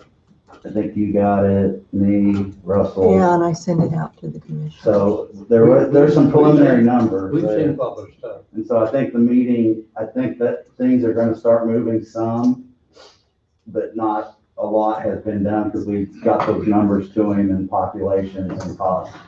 But I think that's why he wants the meeting, but we can do whatever the commission wants to move, whatever direction. So right now, I think we need to absolutely rely on Wade to guide us in the right direction. Absolutely. Absolutely. Absolutely. And, you know, us as commissioner, we can think about it a week and talk about maybe next Monday if we need to. But we gotta rely on Wade to make sure we're heading in the right direction. And we've already gone for one commissioner when Commissioner Haddock was here, and then he was replaced by Commissioner Huguenin, and, you know, so it's not like there's been one person has been riding this train the entire time. But the constants have been the sheriff, I think, who else has been a part of that? Myself, Russell. Tasha, Angie. Angie's been doing some note taking and minutes. Tasha and Angie gathered the statistics that they asked for from the jail. And then Judge Wine and you, Wade, I think, been constants, I think. But in reality, other than the sensitive material, is it so bad since the public is probably gonna have, just gonna go to a vote? Is it so bad that the public can kind of follow it from the beginning to the end and actually know why the end is there? And that's not such a bad deal to have some of these like that, some just little information here and there. Sure, and let me think about it. And there may be, I don't know, I can't give you an answer right now, but I think the more the public can know and the more that's presented to them from the initial stages of the process, the more informed they are, the more they understand, or hopefully understand why this project is moving forward. And part of that has been, you know, there's an issue with the jail. The population in the jail and having to farm inmates out, and but that's why that's done each week, and you know, the taxpayers are paying at least for that right now. So how does that equal a multi-million-dollar facility? No, but it's something that everybody needs to be aware of. So I'll think about it, and I'll come back in the next couple weeks and give you my thoughts. Any other questions? If not, that took care of about 20 minutes right quick. Probably 30 minutes, 40 minutes, come back at 1:10. I mean, leave it either way. But we'll work on everybody. Red one at 45. Well, I did 20 minutes ago. 30 minutes will work for me. 30 minutes will work for me. Anything worked for me, I'm without a vehicle, my vehicle's out from my Ford. Did you bring enough for all of us? Huh? Did you bring enough for all of us? You call it whatever. Oh, we just, 1:10 is about 35 minutes, let's just meet back at 1:10. We'll call recess. So we'll recess our meeting for today, and we'll come back and restart it at 1:10 and do our vouchers and whatever else may come up.